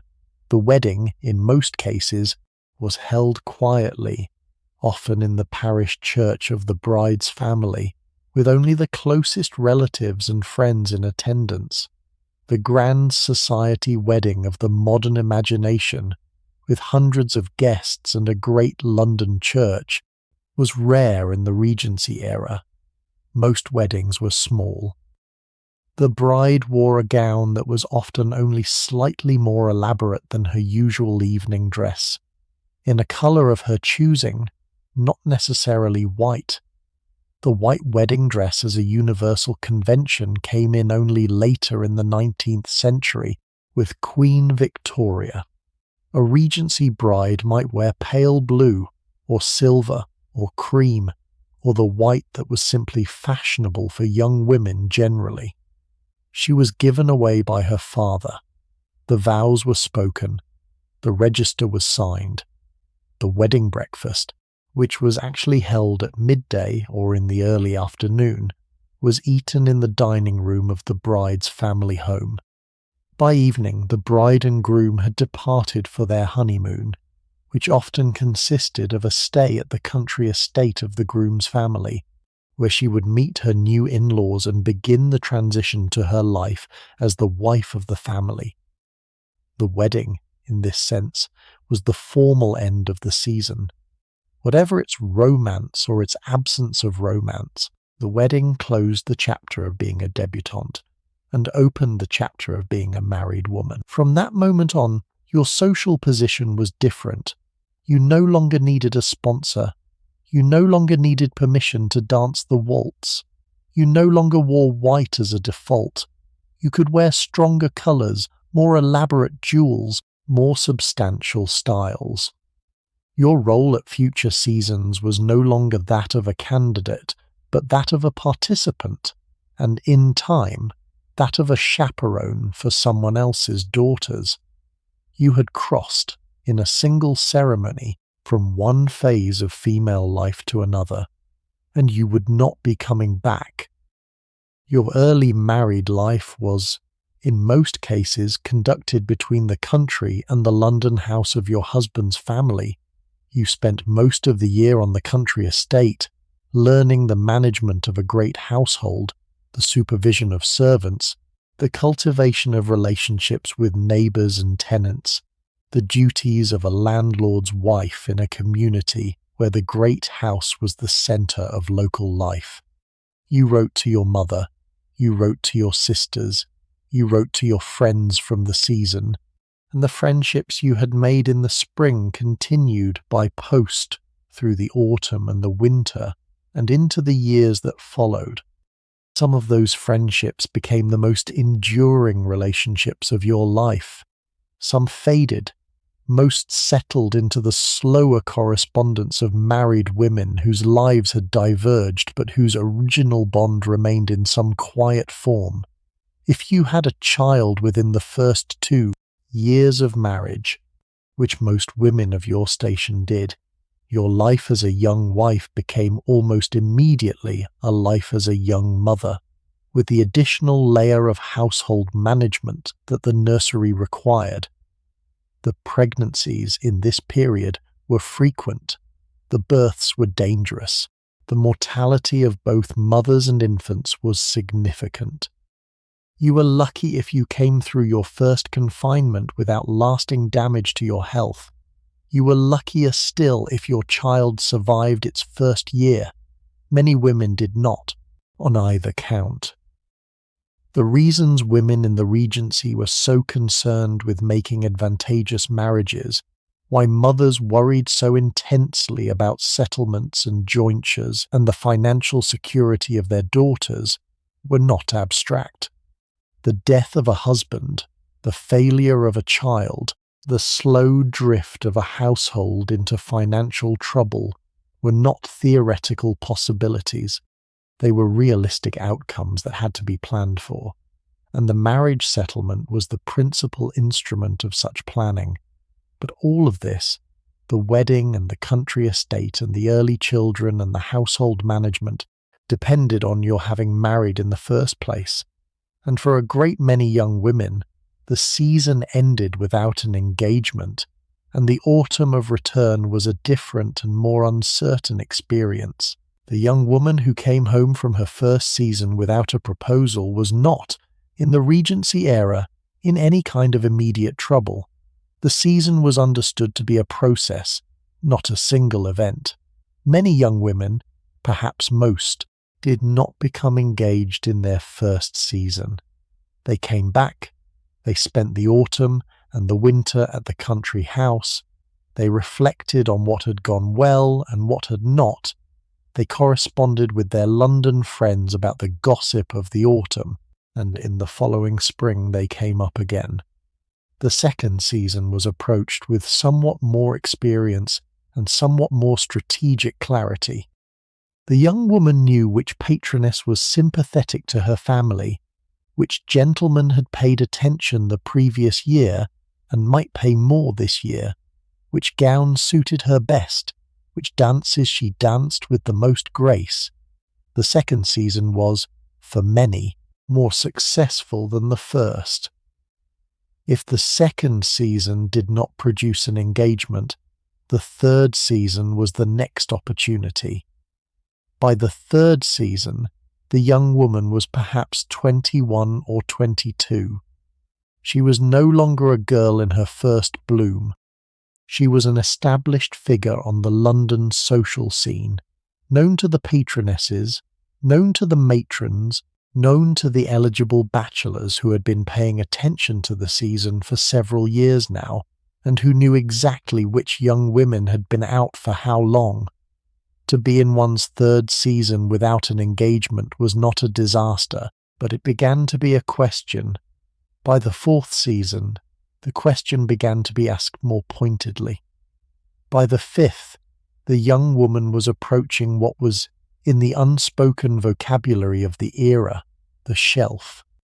To be on the shelf was to be a young woman of marriageable age who had not married, whose prospects were beginning to be openly discussed, and whose family was beginning to consider whether some alternative arrangement might need to be planned. A woman of 25 who was not yet married was not, in 1814, a hopeless case. But she was a case that needed thought. A woman of 30 who was not married was, in the parlance of the period, a confirmed spinster, and the social roles available to her were narrowing.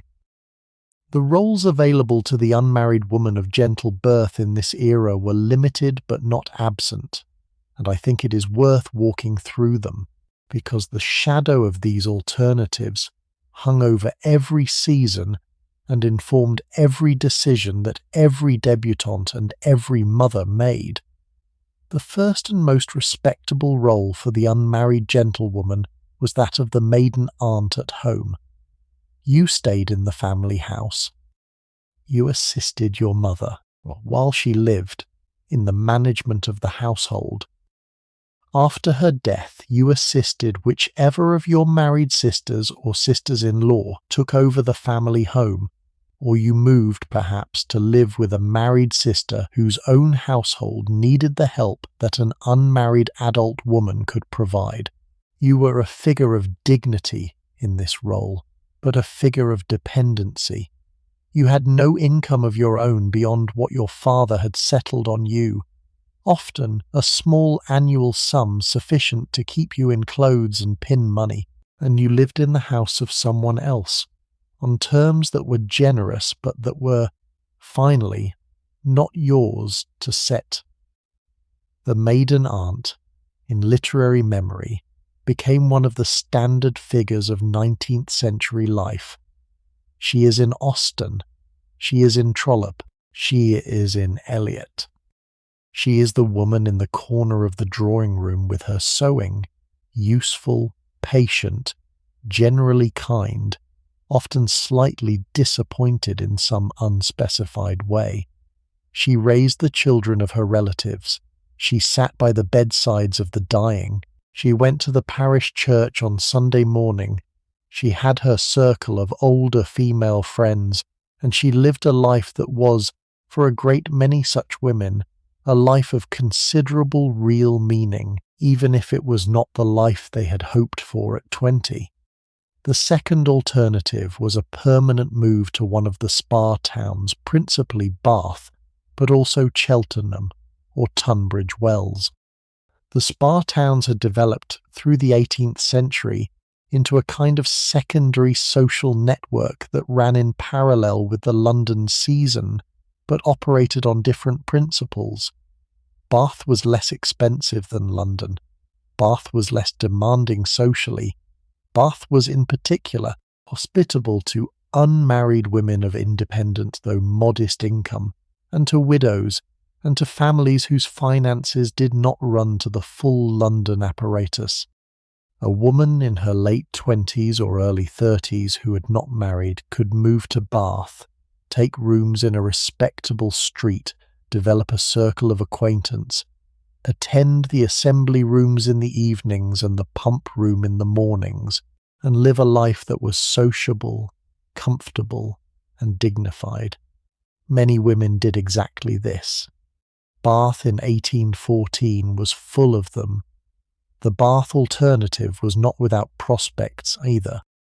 The lower stakes social environment of Bath was, in fact, where many women in their later 20s did finally make matches with widowers, with younger sons of the gentry who had inherited some independent income, with naval and military officers home from the war, who were ready to settle into respectable marriage at a more modest level than the great London match would have provided. The Bath marriage was not the London marriage, but it was a marriage, and it founded households that were, in their own way, perfectly happy. The third alternative was, for women whose families could not maintain them indefinitely, paid employment. The most respectable such employment for a gentlewoman was the position of governess in another family's household. The governess, as I mentioned earlier in talking about your own education, was the woman who managed the schoolroom and the early education of the children of a gentry or aristocratic family. The governess lived in the family house, was provided with her board and her room, and was paid an annual salary that was, by the standards of any independent income, very small. She was, in social terms, in the agonizing middle position of being not quite a servant and not quite a member of the family. She ate, often, in her own rooms or with the children. She did not appear in the drawing room when guests were visiting. She wore the clothes she had brought with her, kept clean and respectable, but never updated to current fashion. She was, by her position, a woman who had been gentle by birth and who had been forced by circumstance to take wages. The position of the governess was, by all accounts, lonely. The position was also, by all accounts, often the only respectable means by which a gentlewoman of modest family, who needed income, could obtain it without sliding into outright poverty. There was a great many governesses in early 19th century England.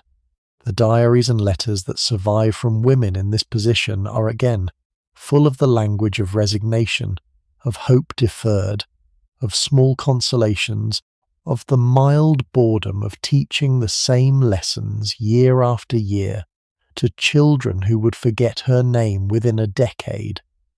Some governesses, like the educated and intellectual Anne Bronte in the next generation, used the position as the basis for serious literary work. Most did not. They simply did the job, year after year, until their employers' children were grown, at which point they moved to another family, or, if they had been very fortunate, to a small annuity that allowed them to retire to lodgings in a market town. The fourth alternative was the position of paid companion, similar to the governess, but without the teaching responsibilities. A companion was a gentlewoman of limited means who lived with an older woman, often a wealthy widow, as her constant attendant, providing conversation, reading aloud in the evenings, going out shopping, sitting with her in the long, quiet hours of the day. The position was less demanding intellectually than that of the governess, but was often even more dependent on the personality of the employer. A pleasant employer made the position of paid companion a relatively gentle one. An unpleasant employer made it close to insupportable. The companion, like the governess, lived in the house, ate in the house, was bound by the schedule of the house, and had almost no independent life of her own. These four alternatives, the maiden aunt at home, the move to Bath, the governess, the companion, were the principal options for the gentlewoman who did not marry. Beyond them lay genuinely difficult outcomes, the slide into poverty, the dependence on the charity of distant relatives, the slow disappearance into the back rooms of houses that did not entirely want her. The fear of these outcomes was the engine, in the most fundamental sense, of the entire Regency season. The mother who pushed her daughter through 4 months of balls and morning calls and Almack's vouchers was beneath the surface management of dance partners and gowns, fighting for her daughter's economic future in a world that offered no other reliable mechanism for securing it. The season was, for all its surface frivolity, deadly serious. The serious women, the mothers who had been through it themselves and who knew what was at stake, took it as seriously as a banker takes the management of a great estate, because it was, in its way, the same kind of work. I do not want to leave the picture entirely shadowed, though, because the truth is that most young women of the Regency gentry did, in the end, marry. Most marriages, while economically structured, were also affectionate. Most husbands and wives, after a few years together, settled into the kind of partnership that grew real warmth between them, even where the initial attachment had been mild or arranged. The sentimental letter, the shared joke, the long quiet companionship of a couple who had lived in the same house for 30 years, all of these were as common in the Regency household as the cold marriage of convenience that the satirists liked to caricature. The marriages produced by the season were, on the whole, the marriages that founded the families that ran England for the next several generations. Some of them were unhappy. Most of them were, in the practical sense, functional.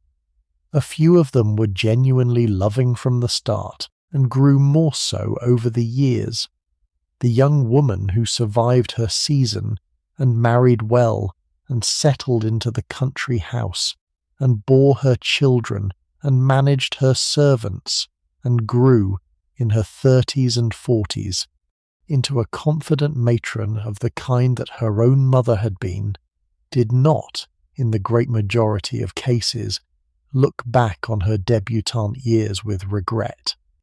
She remembered the exhaustion, but she also remembered the friends, the gowns, the music, the moment of her first dance, the sound of the orchestra at her first ball, the candlelight in the great drawing rooms, the carriage rides through the park in the long evenings of June.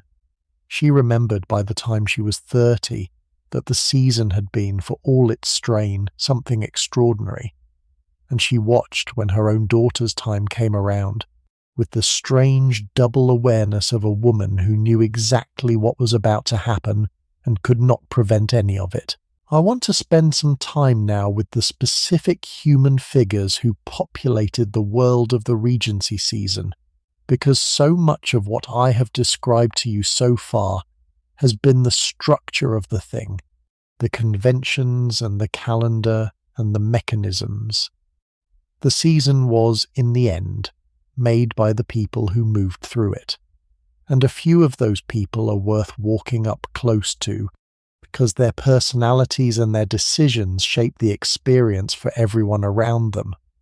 Let me start with the patronesses of Almack's, because I introduced them earlier as a committee of women, and they deserve more than that. They were, individually, among the most fascinating women of the era. Lady Jersey, the woman ironically nicknamed Silence, was the daughter of the wealthy banker Robert Child, and her financial independence in her own right was substantial. She had inherited, in 1806, a controlling interest in Child's Bank, the great London bank that had been one of the foundations of the 18th century financial revolution. Most of the patronesses of Almack's exercised authority through marriage and rank. Lady Jersey exercised authority through marriage, rank, and, additionally, the ownership of a major bank. She was, by all contemporary accounts, beautiful, charming, energetic, and almost incessant in her conversation. The nickname Silence was given to her by her contemporaries with the affection that fashionable society reserved for its own. She was not unkind. She was, by all reports, one of the kinder patronesses to debutantes who came from less well-connected families. Her support, when given, made the difference for several young women whose seasons might otherwise have languished. Lady Castlereagh was different. The wife of the Foreign Secretary who was, in this period, conducting the negotiations that would settle Europe after the defeat of Napoleon, she carried the gravitas of a political wife at the very centre of national affairs. She was a substantial woman, both physically and personally, formidable rather than charming, and her judgments were respected because they were known to be careful. The Castlereagh's London house was, in its own way, the centre of the diplomatic season as much as Almack's was the centre of the social one. Foreign ambassadors, statesmen, the great political figures of the era passed through her drawing rooms. To have Lady Castlereagh's approval was to have, additionally, a kind of political endorsement. To lack it was to lack something significant. The Princess Esterhazy and the Countess Leven, the wives respectively of the Austrian and Russian ambassadors, brought the perspective of continental Europe to the patronesses' table. Both women were of aristocratic continental background. Both were sophisticated in the diplomatic codes of their husbands' courts. Both had spent their adult lives moving between London and Vienna and St. Petersburg, and both brought to Almack's an awareness that the social conventions of the English season were one example among several of how aristocratic societies organised themselves. The Countess Leven, in particular, became one of the great political and intellectual figures of 19th century Europe, with a correspondence that included most of the major statesmen of her generation, and her involvement in the patroness's decisions added a layer of international perspective that pure London society could not have generated on its own. The remaining patronesses, Mrs. Drummond-Burrell, Lady Sefton, and Lady Cowper, completed the committee. Mrs. Drummond-Burrell was the strictest and the most rigid in her standards, the patroness whom debutantes most feared, and against whose disapproval there was little appeal. Lady Sefton was, by general agreement, the kindest, the patroness most likely to give an introduction to a young woman whose family was not quite of the first rank, but who had presented herself well. Lady Cowper, the youngest of the group, was charming, intelligent, and politically connected through her family, the Lambs, who included her brother Lord Melbourne, the future Prime Minister, and her sister-in-law Caroline Lamb, whose pursuit of Byron in 1812 had been the great scandal of recent years. The figure of Caroline Lamb is worth pausing on, because her trajectory illustrates almost every danger of the Regency season raised to its most public possible pitch. Caroline had come out as a debutante in 1804, had married William Lamb in 1805, had become one of the leading hostesses of the Whig political circle, and had then in 1812 formed an attachment to Byron that became, almost within weeks, the public scandal of London. Her letters to Byron, her appearance at his door in disguise, her refusal to be ignored, her published novel that thinly fictionalized the affair, her continuing presence at the same balls that he attended even after the affair had ended, all of these were the kind of behaviour that the Regency social system was, in many ways specifically designed to prevent. She was not technically ostracised. The Lamb family was too powerful for that, but she was watched, talked of, and discussed with the kind of attention that turned every appearance she made for the rest of her life into a public event. She died in 1828, at the age of 42, having outlived her marriage in everything but the formal sense, and her example was held up to debutantes for the rest of the century as the warning of what unmanaged passion could do to a young woman who had begun her season with every advantage. Princess Charlotte, the heir presumptive to the throne, occupied a particular position as both insider and outsider to the season. She was, in formal terms, beyond the social hierarchy that organized everyone else. The patronesses did not assess her. The dance partners did not need to be introduced to her. Her court presentation was meaningless because she was the future court. But she was, in another sense, the most observed young woman in England, and her movements, her appearances, her engagements, her marriage prospects were the subject of public discussion in a way that no private debutante could imagine. Charlotte, by all contemporary accounts, was a young woman of considerable spirit, somewhat awkward in formal settings, prone to friendships with women of her own age that the court did not always approve, deeply attached to the few intimates she trusted. Her engagement to Prince Leopold of Saxe-Coburg in 1816, after she had broken off the earlier engagement to the Prince of Orange, was understood by the country as an unusually happy royal match. Their marriage, conducted in May 1816, was watched with the kind of attention that royal weddings always received. Their happiness, in the brief year and a half before her death in November 1817, was, by all accounts, real. Her death in childbirth, with the loss of her son as well, was the great public tragedy of the late Regency. The country went into mourning. Shops closed. Black ribbons appeared on doors. The season the following spring was muted, and the question of the succession, which her death had reopened, was settled only by the marriages of her uncles, particularly the Duke of Kent, whose daughter Victoria, born in 1819, would eventually take the throne in her place? Charlotte's story, watched from inside the season by the debutantes of her cohort, was a reminder that no level of privilege protected anyone from the medical realities of the era. Childbirth was dangerous. Death rate among aristocratic women in their 20s from causes related to childbirth, complications of pregnancy, postpartum infection, the difficult deliveries that the medical profession of the era could not always manage, was significant. The young women dancing at Almack's in the spring of 1814 were, in the great majority of cases, 3 or 4 years from their first confinement. Some of them would not survive it. They knew this.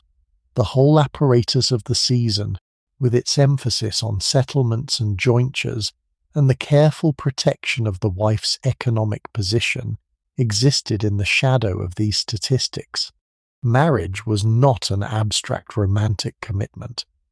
It was the entry into a phase of life with real physical risks, and the Regency mind, however much it dressed up the romance, did not forget the risks. Outside the social calendar of balls and morning calls, the season offered other forms of cultural engagement that I have not yet mentioned in detail.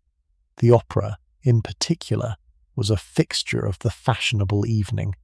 The King's Theatre in the Haymarket, which housed the Italian opera, was the principal venue. The opera was attended in dress, with the families occupying their boxes, and the boxes themselves were leased for the season by the great families, and were in effect additional drawing rooms attached to a major cultural performance. You attended the opera not so much to listen to the music, although you did listen, as to be seen and to see in the slightly different social register that the opera provided. The boxes were arranged so that you could observe the boxes opposite, identify the parties in them, follow the slow circulation of visitors who moved between boxes during the intervals. The opera was a kind of evening that combined music, theatre, and social information in a particular distinctive mixture. The theatre, similarly, was a regular evening engagement, with Drury Lane and Covent Garden offering productions of Shakespeare, of new comedies, of melodrama, of the various entertainments that the London stage provided. The famous actors of the era, Edmund Kean as Hamlet at Drury Lane, Sarah Siddons in her later great tragic roles, John Philip Kemble in his stately classical performances, were attended by the fashionable as cultural events that were also social ones. The boxes at the theatre, like the boxes at the opera, were positions of display as much as of viewing. The lending library was, for a young woman in a London season, one of the quieter but more meaningful institutions in her life. Hookham's Library in Old Bond Street, Lane's Minerva Press, the various circulating libraries that operated in fashionable streets across the West End lent novels and other reading material to subscribers for an annual fee. The lending library was where you got the latest novels of the season, the new poetry, the travel books, the histories and biographies that constituted the regular reading of an educated young woman. You might visit the library 2 or 3 times a week during the season, returning your previous volumes, browsing the new arrivals, exchanging quiet recommendations with other young women you encountered there.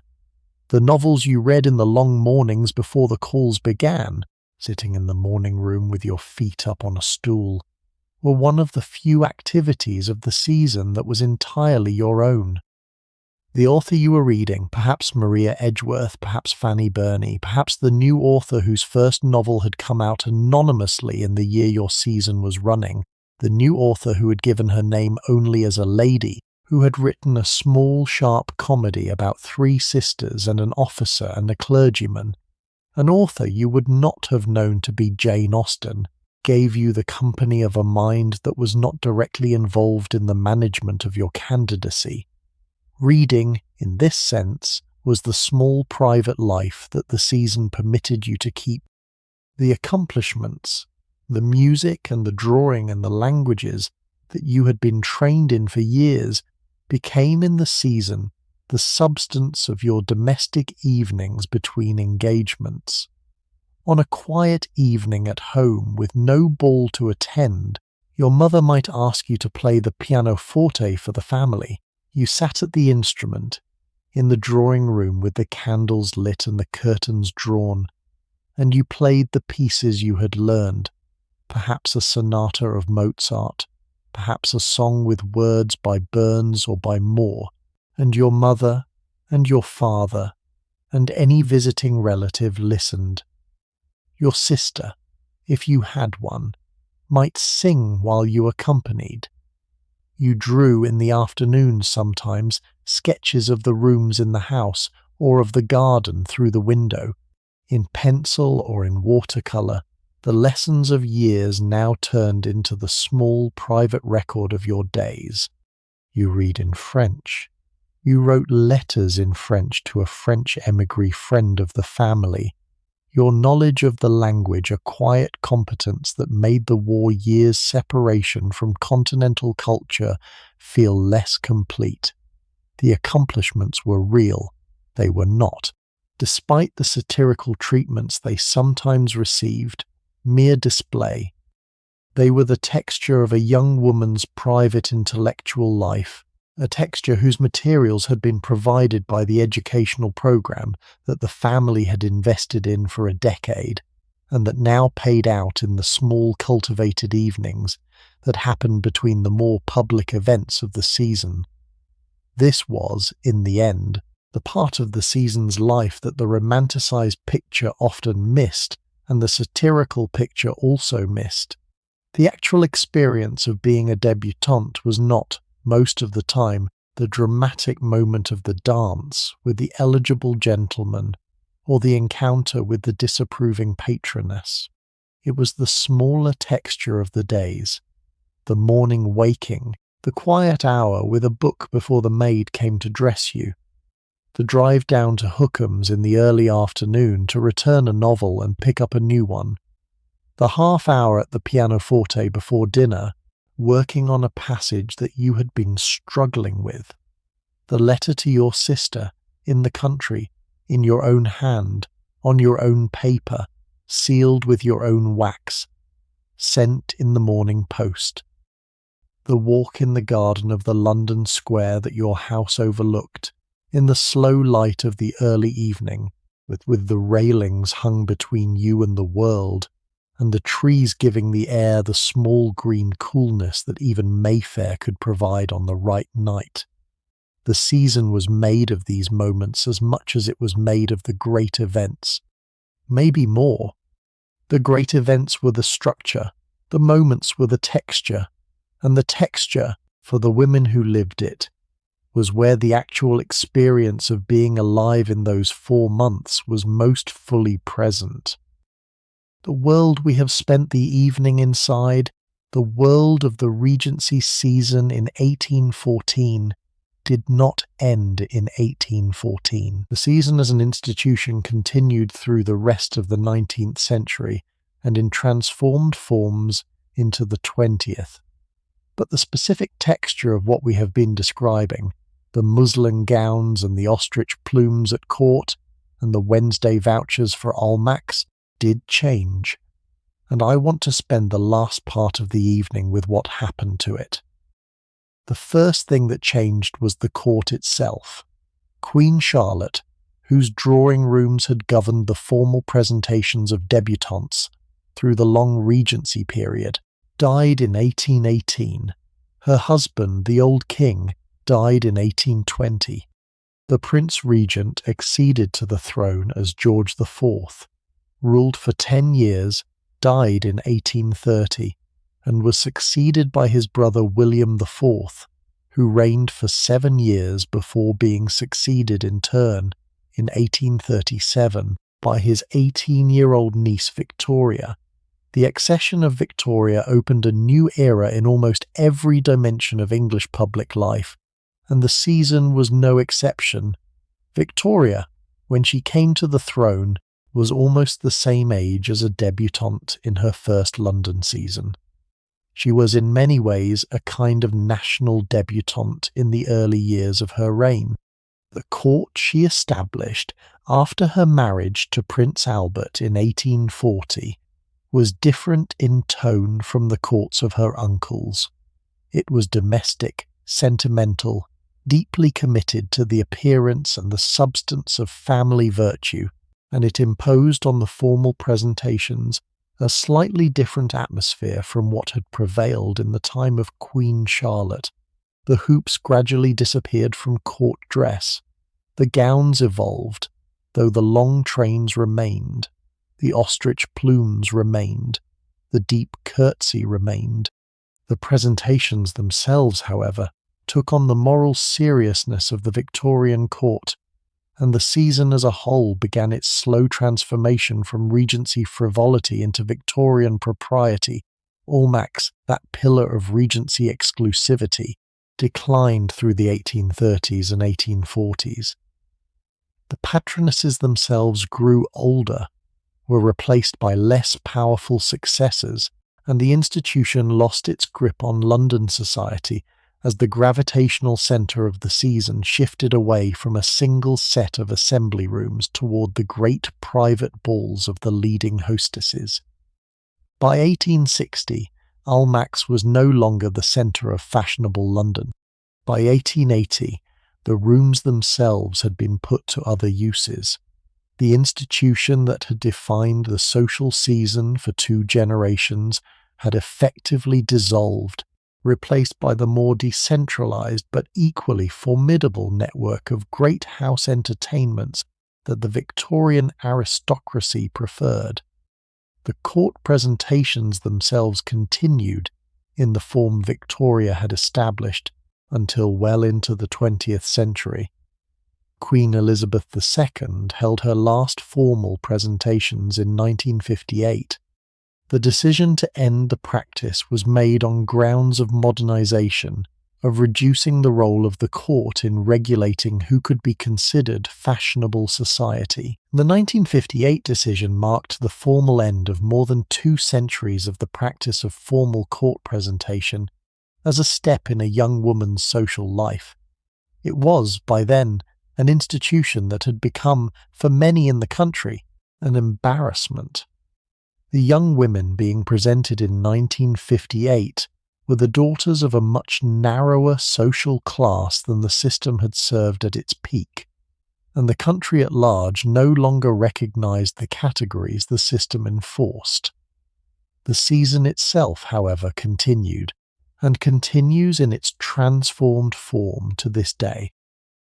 The London social season of the early 21st century, with its calendar of events including the Chelsea Flower Show, the Royal Ascot Race Meeting, the Henley Royal Regatta, Wimbledon, the Opera at Glyndebourne, the Polo at Cowdray Park, is the direct lineal descendant of the calendar that brought your family to London in 1814. The events have changed. The dress codes have changed.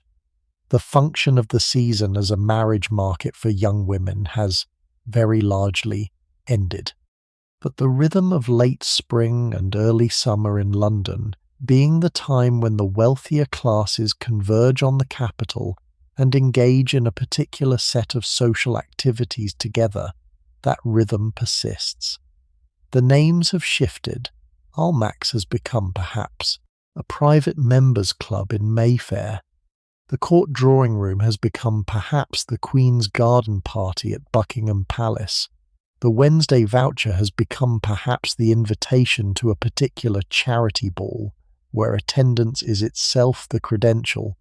But the form, the seasonal pulse of fashionable London converging on its own social calendar, is the same form. Debutante balls themselves, as a particular institution, have not entirely disappeared.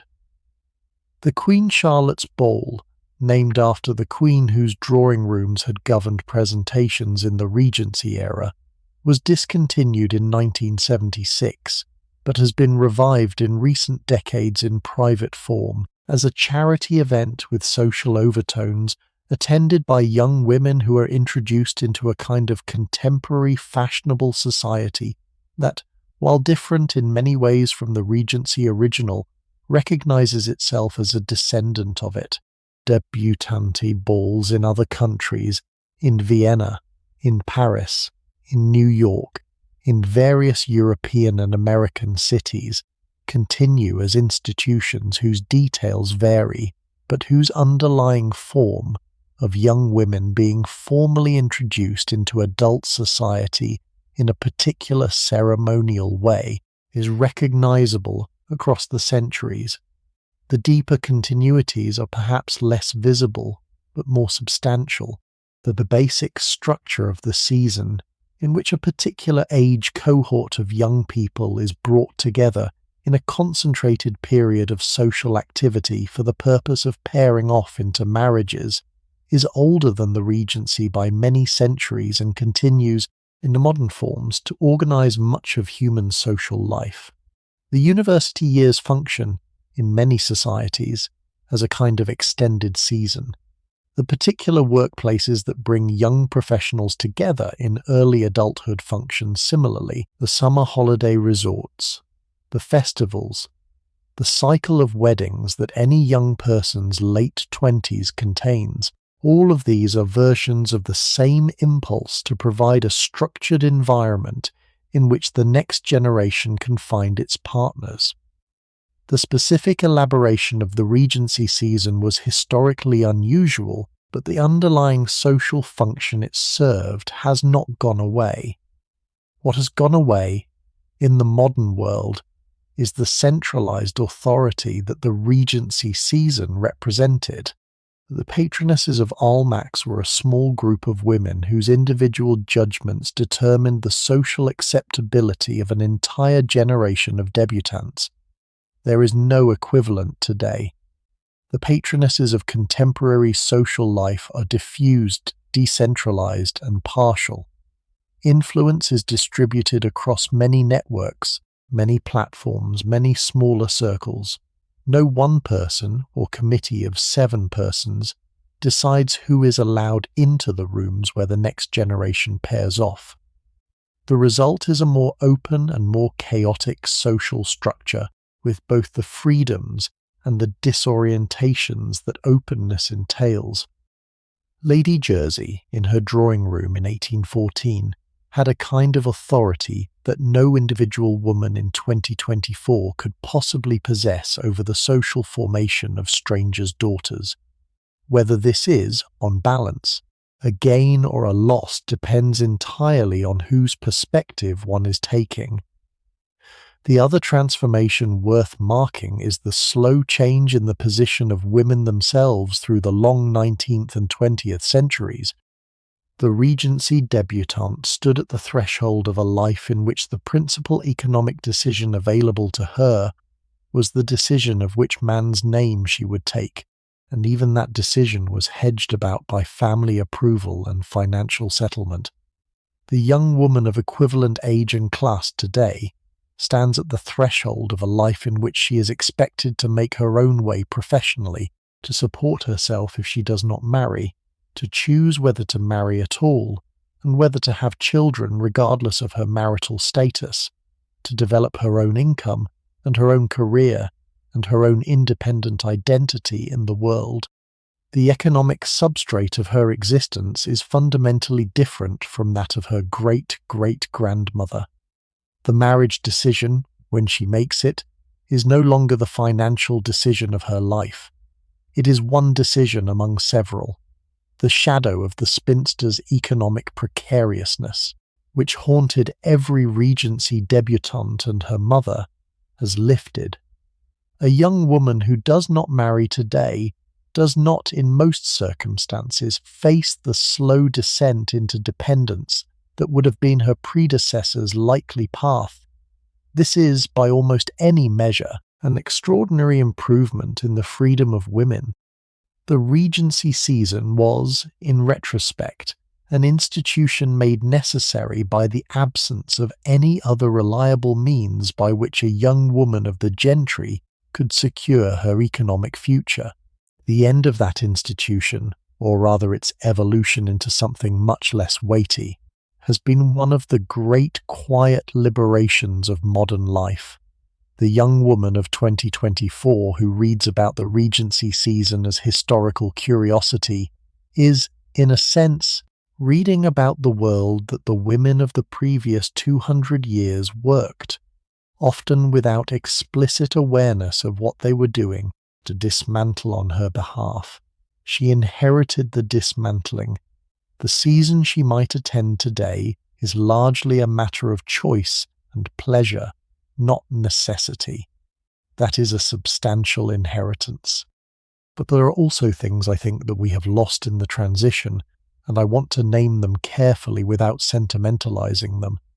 The Regency season, for all its constraints, did certain things that the modern social world does not always do as well. It brought a generation together in physical proximity for an extended period. It required attention to one's appearance, one's manner, one's conversation, in a way that produced a kind of social literacy that has, in some quarters, atrophied. It produced friendships among young women in a setting of shared experience that, while constructed for purposes other than friendship, did in fact constitute lifelong bonds for many. It marked the transition into adulthood with a ceremony that gave the transition meaning. It provided, in its own peculiar way, a kind of public acknowledgement of the seriousness of becoming an adult woman that the modern world, which has spread the transition across years and provided no particular public marker for it, often does not provide. The young woman of 1814, with all her constraints, knew when she had become an adult. She had been presented. She had attended her first ball. She had begun her season. The young woman of 2024, with all her freedoms, often does not have a comparable moment of public acknowledgement that she is now an adult woman with the responsibilities and the standing that adulthood entails. Whether the trade is worth it is, I think, an open question. Most people who think about it carefully would say yes, the freedom is worth it. But the cost is real, and worth at least naming. The mothers and daughters of the Regency, the old women who taught the young women how to curtsy, the patronesses who watched the doors of Almack's, the dressmakers in their fitting rooms with their pins in their mouths and their measuring tapes around their necks, all of these built the world we have spent the evening inside. They built it for reasons that were specific to their own historical moment. They built it with the materials they had. They produced between them an institution that was, in its strange and partly beautiful and partly oppressive way, one of the most distinctive social inventions of the early 19th century. And they handed the institution down to their daughters, who modified it, and who handed it down to their granddaughters, who modified it further, until the institution had transformed almost beyond recognition into the looser, more permissive, more egalitarian set of arrangements under which young women now make their way into adult life. And the cycle, which is one of the things I find most fascinating about institutions of this kind, simply continued. The next spring, that machinery rolled into motion again. New debutantes, 18 years old, were being prepared in country houses for their own first season. Their mothers, some of whom had been your contemporaries when you yourself first came up, were now the senior generation, supervising their own daughters' wardrobes, writing their own letters of sponsorship, paying their own morning calls in carriages along those Mayfair streets. The patronesses sat at the head of the Wednesday assemblies at Almack's. The hostess of the great house in Berkeley Square gave her customary balls, with familiar orchestras in the gallery and supper served on long tables as before. Some of the debutantes who had been your friends in your first season were now married women, returned to London with their husbands, attending many of those events now as participants rather than as candidates, their own daughters still in nurseries, the next round of the great cycle visibly forming in the houses around you. What this means, when you stand back and look at it, is that the Regency season was not an event, but an institution in the deepest sense. It was a self-renewing structure that produced year after year similar outcomes through familiar processes, with the participants gradually rotating through roles. You moved, in a span of perhaps 15 or 20 years, from debutante to young matron to mother of debutantes to senior chaperone to, eventually, one of the older women who watched the whole performance with the strange affection of someone who had been through every stage of it. Some women, the most formidable of them, eventually became patronesses themselves, sitting at the door of Almack signing the vouchers, deciding the fates of young women whose grandmothers had once decided theirs. The institution, in this sense, replicated itself through bodies. The bodies grew older. The institution stayed young. I want to spend a little more time with one figure in this larger picture, because I think she deserves the attention. The woman who had been through her own season, perhaps successfully, perhaps not, and who was now, in her 40s or 50s, one of the senior managers of the institution itself. She had a particular kind of authority. She knew exactly what was happening on the dance floor at any given moment, because she had stood there herself 30 years before. She knew which young men were serious and which were trifling, because she had observed their fathers do similar things in their day. She knew the tells. She knew which mothers were exaggerating their daughters' prospects. She knew which young women were as poised as they appeared and which were faking it to keep the family hopes alive. Nothing was hidden from her. The whole performance, transparent to her in a way it could not be transparent to anyone who had not lived through it, was something she watched with what was, at its best, a kind of compassionate vigilance. These women, the senior matrons of the Regency season, were among the most powerful figures in English social life. Their power was not formal. They held no offices. They did not write laws. But the consequences of their judgments rippled outward in ways that could change the futures of dozens of young people every year. A patroness who refused a voucher could end a young woman's prospects for that season. A matron who let it be known, over morning tea, that she did not consider a particular young man a suitable match for her own daughter could damage that young man's standing across an entire network of houses. The signals these women sent, by the smallest gestures of inclusion or exclusion, by the warm or cool word in passing, by the introduction made or pointedly not made, governed the operation of the season as completely as any official set of regulations could have done. This was, I think, one of the few areas of public life in early 19th century England in which women held substantial real power. They could not vote. They could not, with very few exceptions, hold property in their own names once they married. They could not stand for Parliament. They could not, in most professions, hold positions of any kind. But within the season, within the social world that decided who married whom and who was admitted to what, they ruled almost without check. The men who attended these events, the husbands and brothers and fathers and suitors, deferred to the women's judgments on every question that mattered. The architecture of the season had been designed by women for the management of women's lives, and the men were, in most respects, the visitors.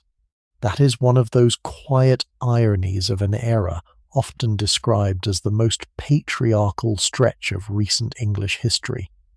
Within the structure of the season, the patriarchs were almost guests. The matriarchs ran it. So let me bring us back before the night is over to where we began, to that young woman in 1814 with the card on the silver tray, because I want to leave you with her, not with the institutions that surrounded her, but with the actual person, on the morning after her last ball of the season, sitting in the carriage that was carrying her home. Imagine yourself in that carriage. The London season is ending. The trunks have been loaded again, the same trunks that came up in April, spray-packed now with gowns that are slightly less new, and slippers that are entirely worn through, and gloves that have been replaced and replaced and replaced through the long 4 months of constant use. Your maid is on the box with the coachman. Your mother is sitting opposite you, in the corner of the carriage, with her bonnet slightly tipped forward and her eyes already half closed. Your father has gone ahead, riding, with one of your brothers. You are in the carriage with your mother, and the streets of Mayfair are sliding past the window, and you are leaving the city for the year. You are tired in the particular way that the end of a Regency season produced tiredness. Not the brief tiredness of a single late night, but the deep cumulative tiredness of 4 months of sustained social effort, the kind of tiredness that settles into the bones and that you know instinctively is going to take weeks of country quiet to lift. Your eyes are heavy. Your hands in their travelling gloves are folded in your lap. You watch the city pass. You are leaving also, with the verdict of the season either decided or not yet decided. Perhaps you are engaged, in which case the autumn ahead is the autumn of preparation for your wedding, and you are leaving London as a young woman with her future settled in the way that young women of your generation hope to settle theirs. Perhaps you are not engaged, but have been a recognised quiet success, and you will come back next year. Perhaps you are not engaged, and were not a success, and the question of what next is now an open one in your family. Whichever of these you are, the carriage is moving, and the city you have lived in for 4 intense months is becoming, again, a place outside the window rather than the place you live. The streets thin out. Mayfair becomes Hyde Park Corner, and the great expanse of the park you have driven through so many times opens for the last time on your left. The horses move past it.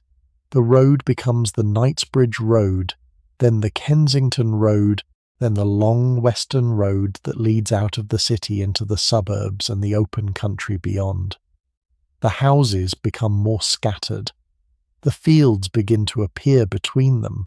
The smell of the city, the coal smoke and the horse droppings and the sheer concentrated humanity of the metropolis gives way gradually to the cleaner air of the surrounding country. I want you to picture, as you sit there in the carriage, what you are taking with you. Not the trunks. The trunks are above and behind, full of clothes and shoes. I mean what you are taking inside yourself. You are taking the music, the orchestras at the great balls, in their galleries above the dance floors, played a kind of music that you had not previously heard in the country. Mozart, played by professional musicians on good instruments in rooms designed for sound.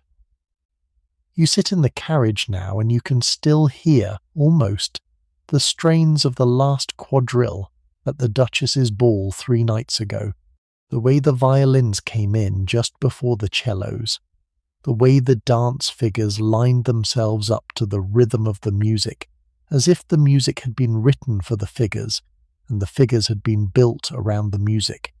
You will play those tunes in the country, on your own pianoforte, in the long winter evenings ahead. The music will follow you home. You are taking the friendships. the other debutantes, the young women with whom you have stood at the wall during 100 dances, with whom you have whispered through the powder room interludes, with whom you have walked through Hyde Park in the slow evenings of June, are now scattering back to their own families and their own country houses in Yorkshire and Devon and Norfolk and Cumberland. You will write to them. You will hear from them. A friendship that you formed in the spring will continue by post through the autumn into the winter, and the women you danced beside in your first season will, some of them, be the friends you keep for the rest of your life. Whatever happens to you, whatever marriages you make or do not make, whatever children you bear or do not bear, those friendships will be in the background of your life, woven into your correspondence, surfacing whenever you and they happen to come up to London again, the long quiet underneath of the eventful surface. You are taking the candlelight. The way a great London ballroom looks, lit by 1,000 wax candles, with the chalked floor catching the light, the gowns of the dancers holding the warmth of the flames, the air of the room slightly thickened with smoke and heat and perfume by midnight, the whole space turned briefly into a kind of luminous interior that no daylight could ever produce. You will remember that quality of light. You will, in the country, light fewer candles in fewer rooms, and the country evenings will be darker. But you will know, having seen it, what was possible. You will know what a great room can look like when a great household is determined to make it so. You are taking the lessons, not the formal lessons of how to curtsy or how to carry yourself or how to manage a fan, although those are with you too. The deeper lessons of how to be in a room full of strangers without being lost in it. How to smile at the people you do not like as politely as at the people you do. How to keep your composure when the patroness has cut you in the doorway. How to write a letter the next morning that does not refer to the cut, but that reaches its intended recipient with the warmth of someone who has not been wounded. How to keep your fear off your face. How to keep your hope off your face. How to hold yourself, in short, in the public spaces of your own life with the kind of self-possession that the season demanded, and that, having demanded it, the season also produced. You are leaving London with a layer of social skill that the country girl of last March did not have. The skill will fade if you do not use it, but it has been laid down in you, and it will not entirely go away. You are taking the knowledge of yourself, because 4 months of sustained intense social pressure does, whatever else it does, teach a young woman a great deal about who she is. You know now what kind of company you can hold, and what kind exhausts you. You know which conversations leave you energized and which leave you drained. You know how you respond to attention from young men, both the kinds you like and the kinds you do not. You know what you want, more or less, in the way of a future, even if the parts of that future you have any control over are limited. You know yourself in a way that, before the season, you did not. The girl who came up to London in April is not, exactly, the woman who is going home in August. The season has changed you. The change is not entirely visible from outside, but you can feel it in the way you are sitting in the carriage now, in the small interior settledness that was not there before. Your mother, in the opposite corner, has fallen asleep. You watch her for a moment. Her face in repose looks older than you usually see it, the lines around the eyes more visible, the grey in her hair more apparent under the bonnet. She has, you realize, worked harder this season than you have.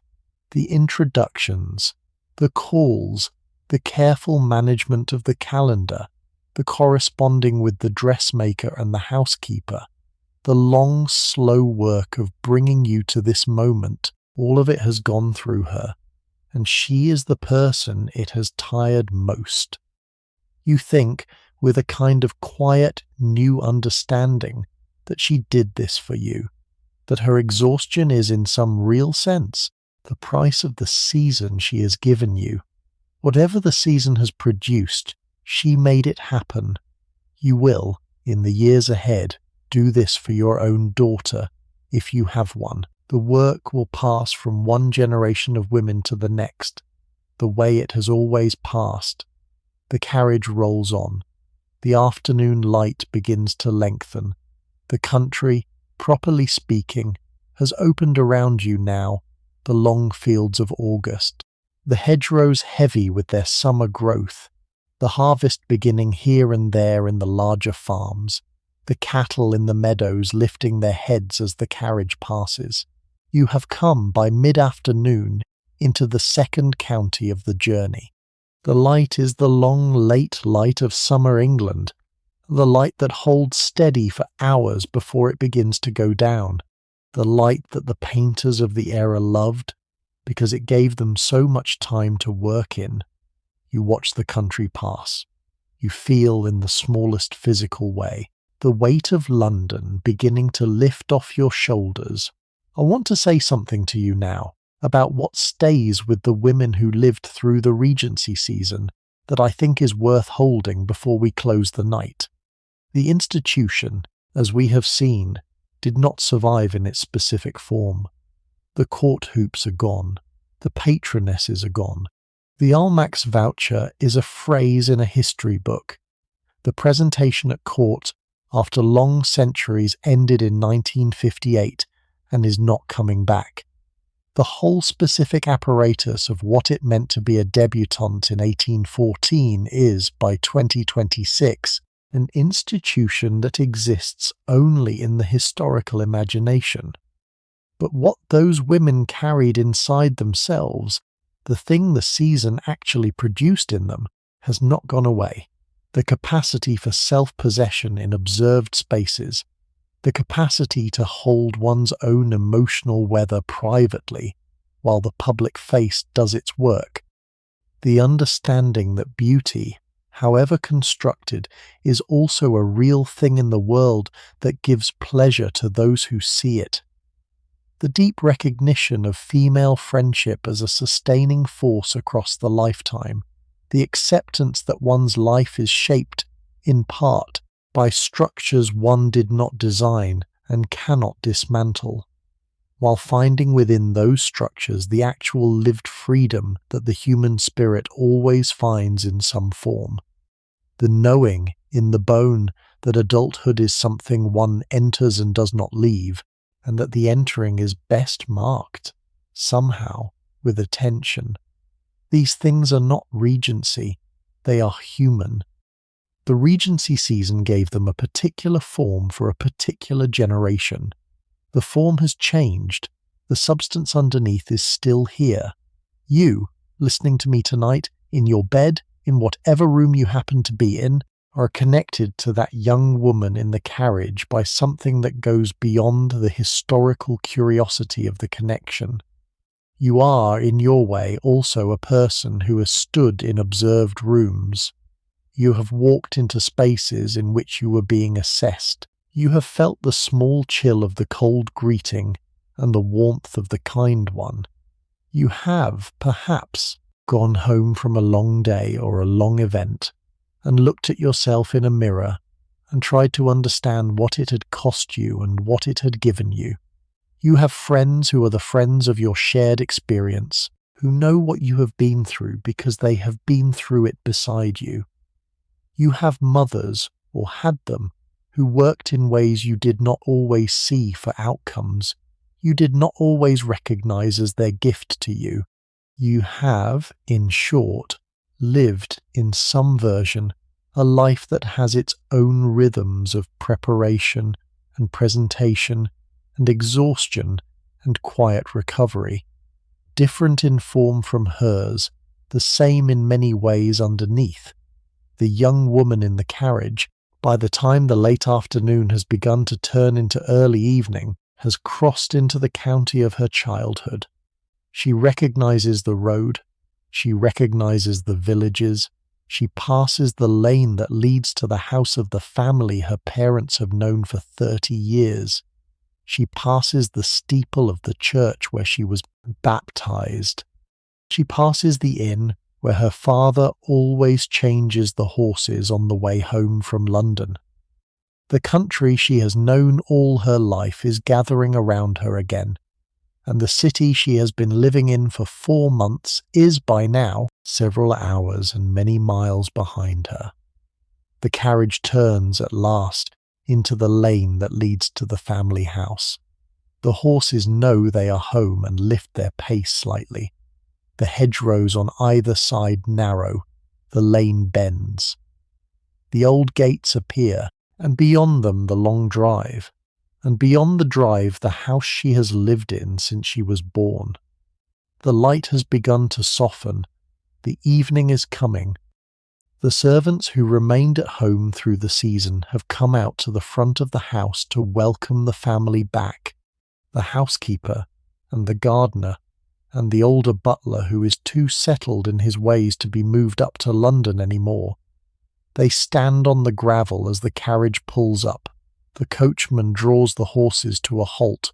The footman gets down to open the door. She steps down out of the carriage.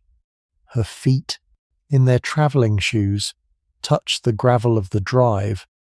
The smell of the country, the cut hay in the meadow beyond the garden, the roses by the front porch, the cool stone of the house itself in the late summer afternoon comes up around her. She is home, the season is over. Whatever happened in London is now part of what she carries.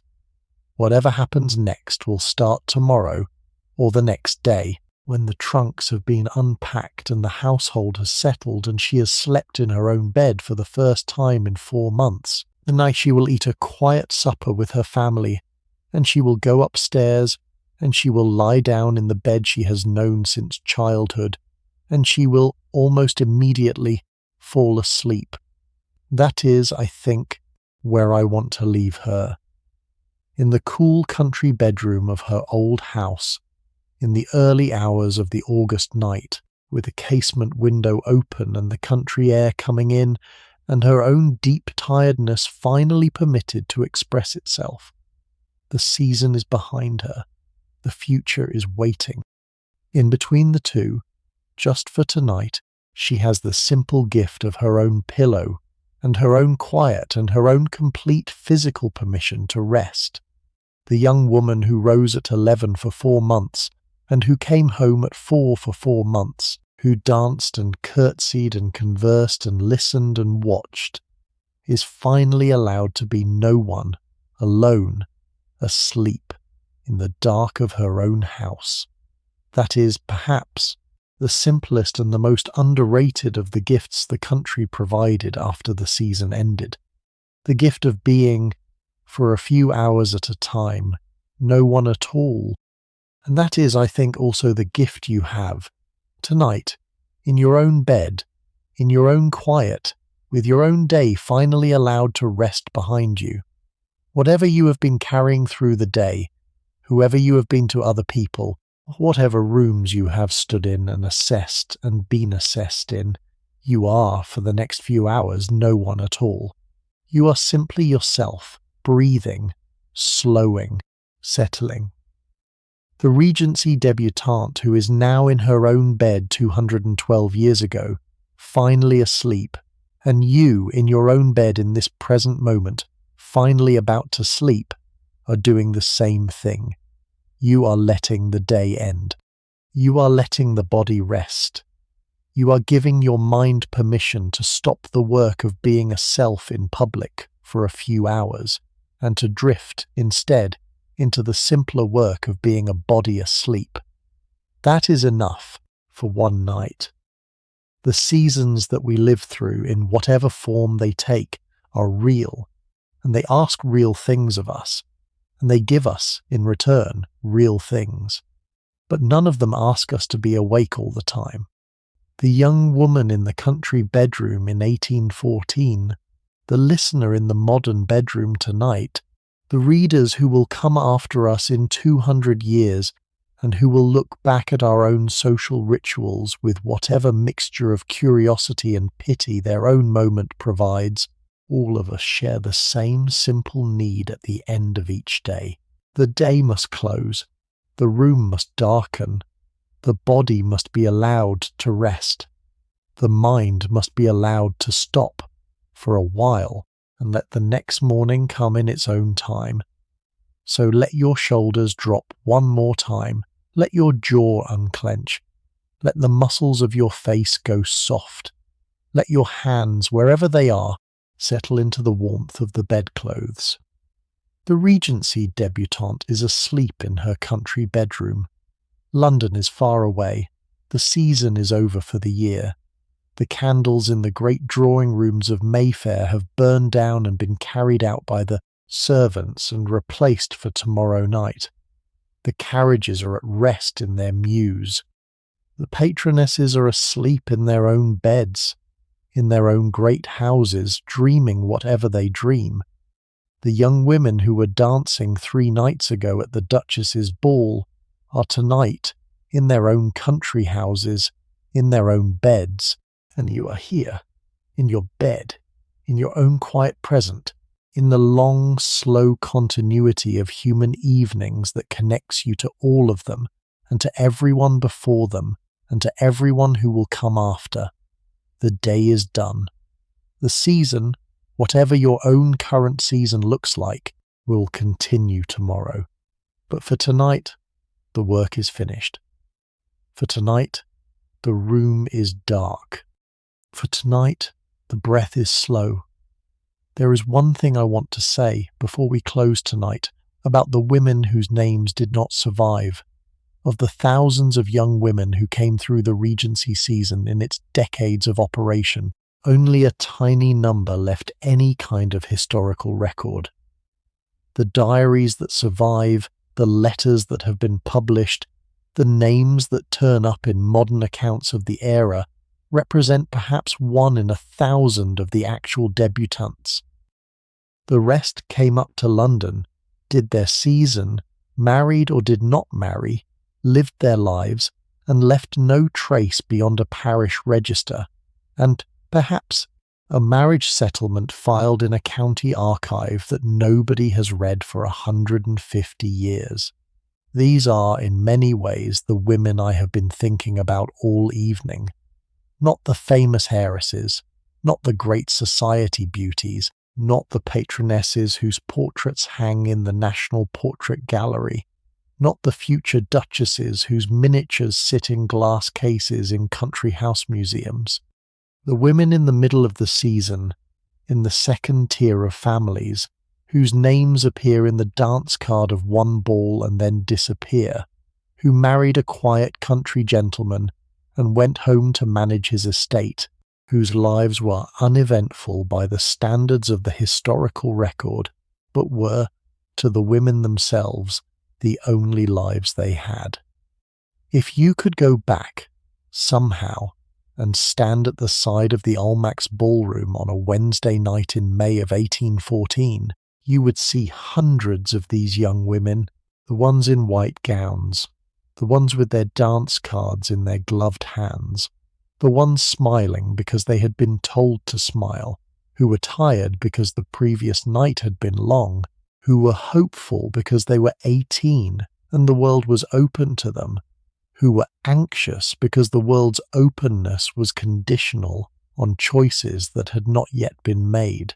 Each of them had a story. Each of them was, in her own consciousness, the centre of her own evening, watching the room around her, registering who was watching her in return, calculating, smiling, doing her best. We have, in most cases, lost the story. What we have left is the institution, the form, the rooms in which they stood, the gowns they wore, the dances they danced. The women themselves have become, mostly, anonymous. They are the women in the background of every Regency painting. They are the chorus of every Regency novel. They are the foundation on which the few famous individual stories were laid. I find that I want to mark this somehow, not to make it sad, because in the main it was not a sad reality. It is simply how time works. We remember the few, we forget the many. The few we remember stand in for the many we do not. The Regency season was, for all its strangeness and its glamour, the lived reality of mostly anonymous people, doing their best with what they had, in the conditions they were given, and most of them are now beyond the reach of any history that we will ever write. That is the texture of almost all of human history when you really look at it.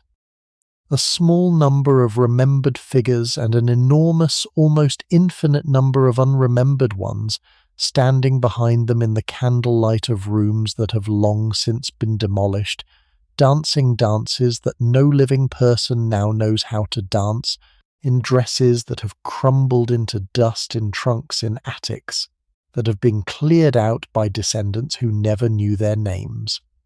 We carry, when we walk through any historical era, a debt to a vast number of people whose lives made the era what it was, and who are now beyond our capacity to thank.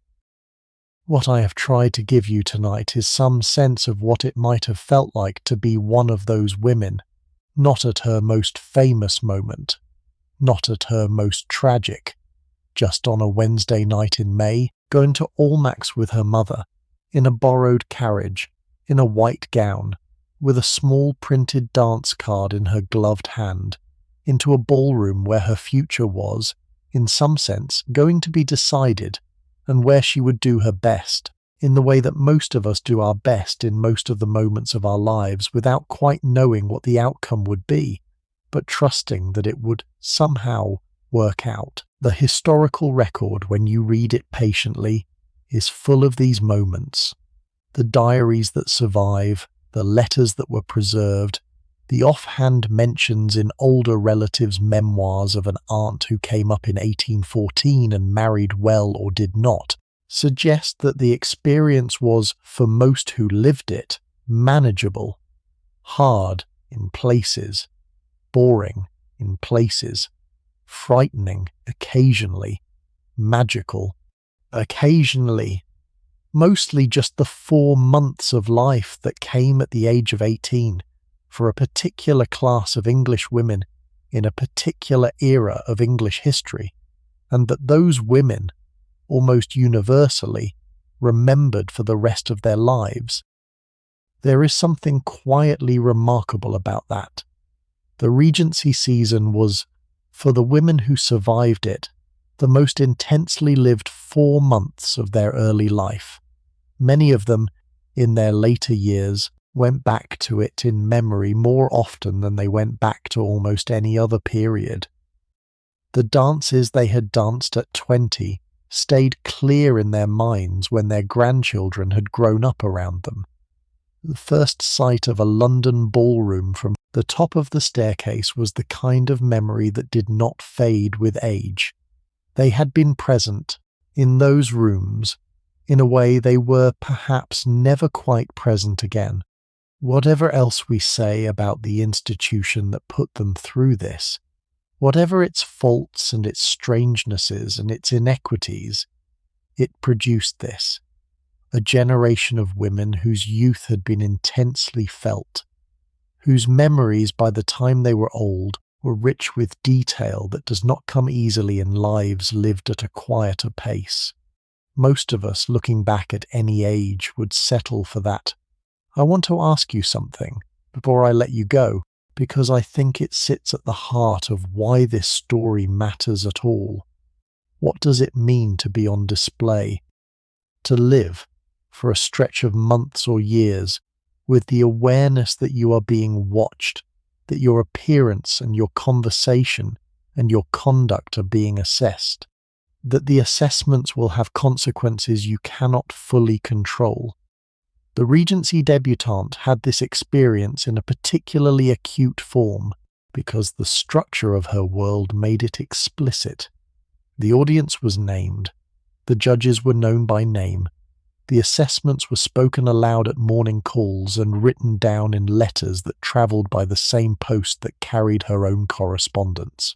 There was nothing hidden about the watching.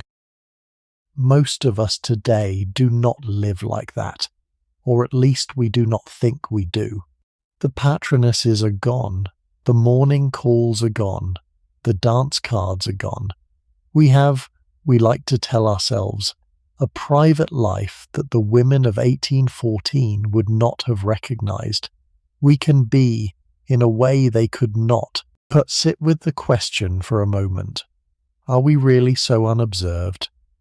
The young person of 2026, walking into a room with her telephone in her hand, has, in her pocket, the means by which her appearance will, within hours, be transmitted to a circle of watchers larger than any patroness of Almack's commanded.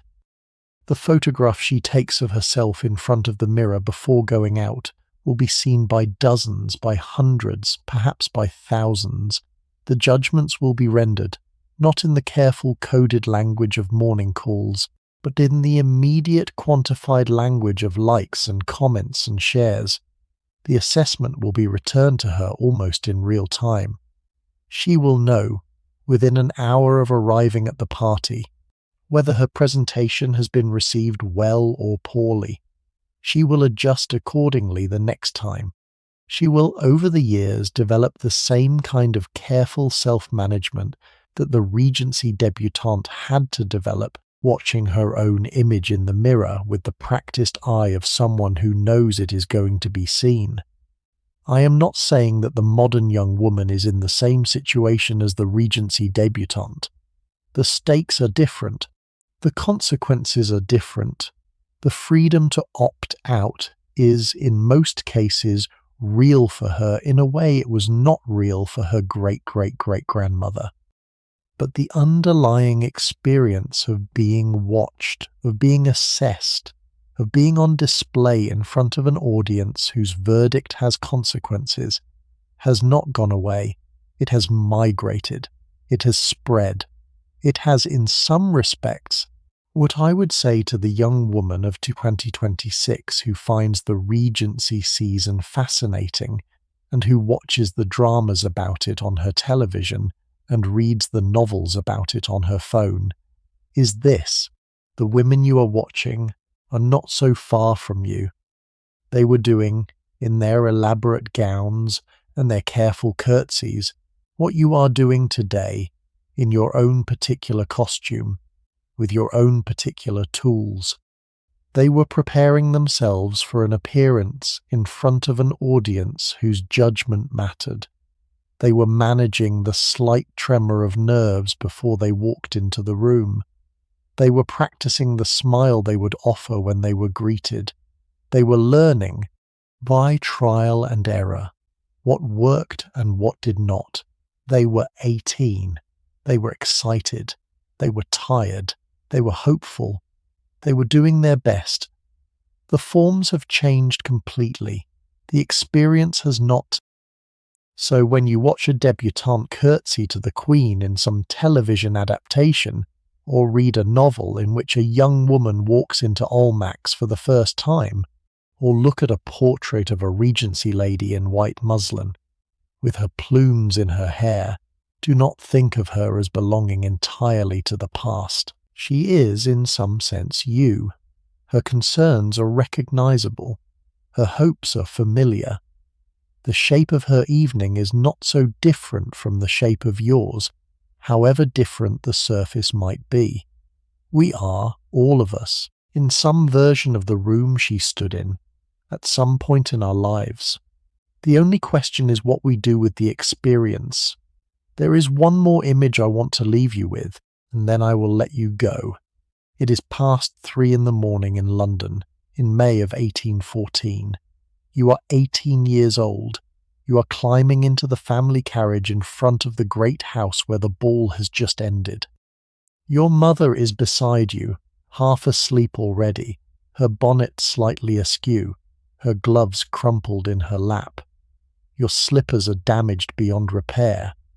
Your gown has a small claret stain on the hem from a glass that someone bumped at supper. Your dance card, in your reticule, has every line filled. Your hair is coming down.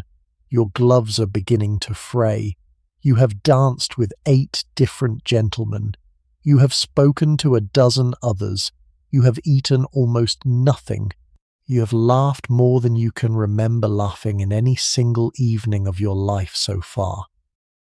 The carriage rolls off into the quiet pre-dawn streets of Mayfair, the horses' hooves echoing on the cobbles, the light of a few remaining candles flickering in the windows of the houses still occupied. The streets are empty. The world has gone to bed without you. The whole city is quiet for once. You can hear, faintly, the call of a watchman in the distance. You can smell the dampness of the early morning air through the window of the carriage. The horses move at their slow walk, in no hurry, the coachman knowing that you are tired, that there is no need now to be anywhere quickly. Somewhere in your bones you know that this night will stay, that you will remember it when you are an old woman in a country house, telling your granddaughter about the spring of 1814, that this is one of those nights that the rest of life is going to be measured against. You do not know it yet, but you are right.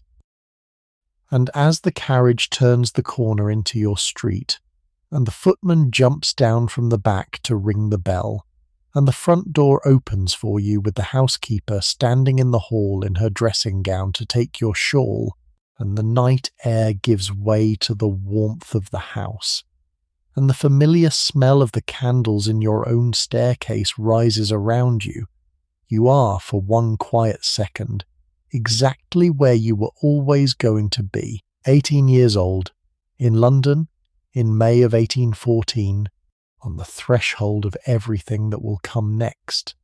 That is the picture I want to leave with you tonight. The carriage in the empty street, the young woman in the white gown, the night just ended, the morning not yet begun, and around her, in the houses she passes, hundreds of other young women in similar carriages on similar streets, going home from similar evenings, all of them in some sense alone, all of them in some sense together, all of them at the centre of their own lives in a way that was, however briefly, exactly what their lives had been preparing them for. 200 years from now, somebody else may look back at us in something like the way we have looked back at them tonight. They will find our customs strange.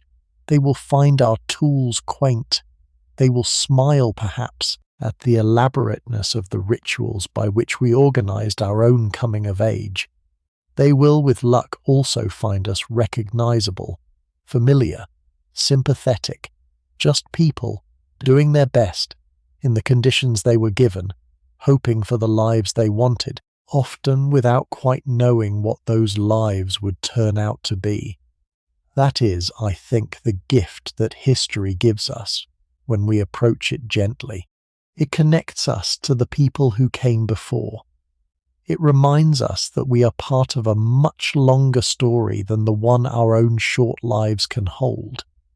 It teaches us, when we let it, a kind of compassion for ourselves by way of compassion for them. They were, in the end, like us, which is to say, we are, in the end, like them. That, as much as the gowns and the candlelight and the carriages, is what the Regency season can give us. 2 centuries after the last of its debutantes climbed the stairs of Almack's for the first time, I hope tonight's story stayed with you. I hope you carry the picture of the carriage in the empty street into your sleep. I hope, when you find yourself walking into a room tomorrow, or next week, or next month, where you feel yourself being watched, you can think for a moment about the women in white muslin who walked into similar rooms 200 years ago with similar hopes and similar fears, and you can feel, for one quiet second, the company of the long line of people who have been where you are now. Sleep well, stay warm, Be kind to the people in your house, and I will see you in the next one.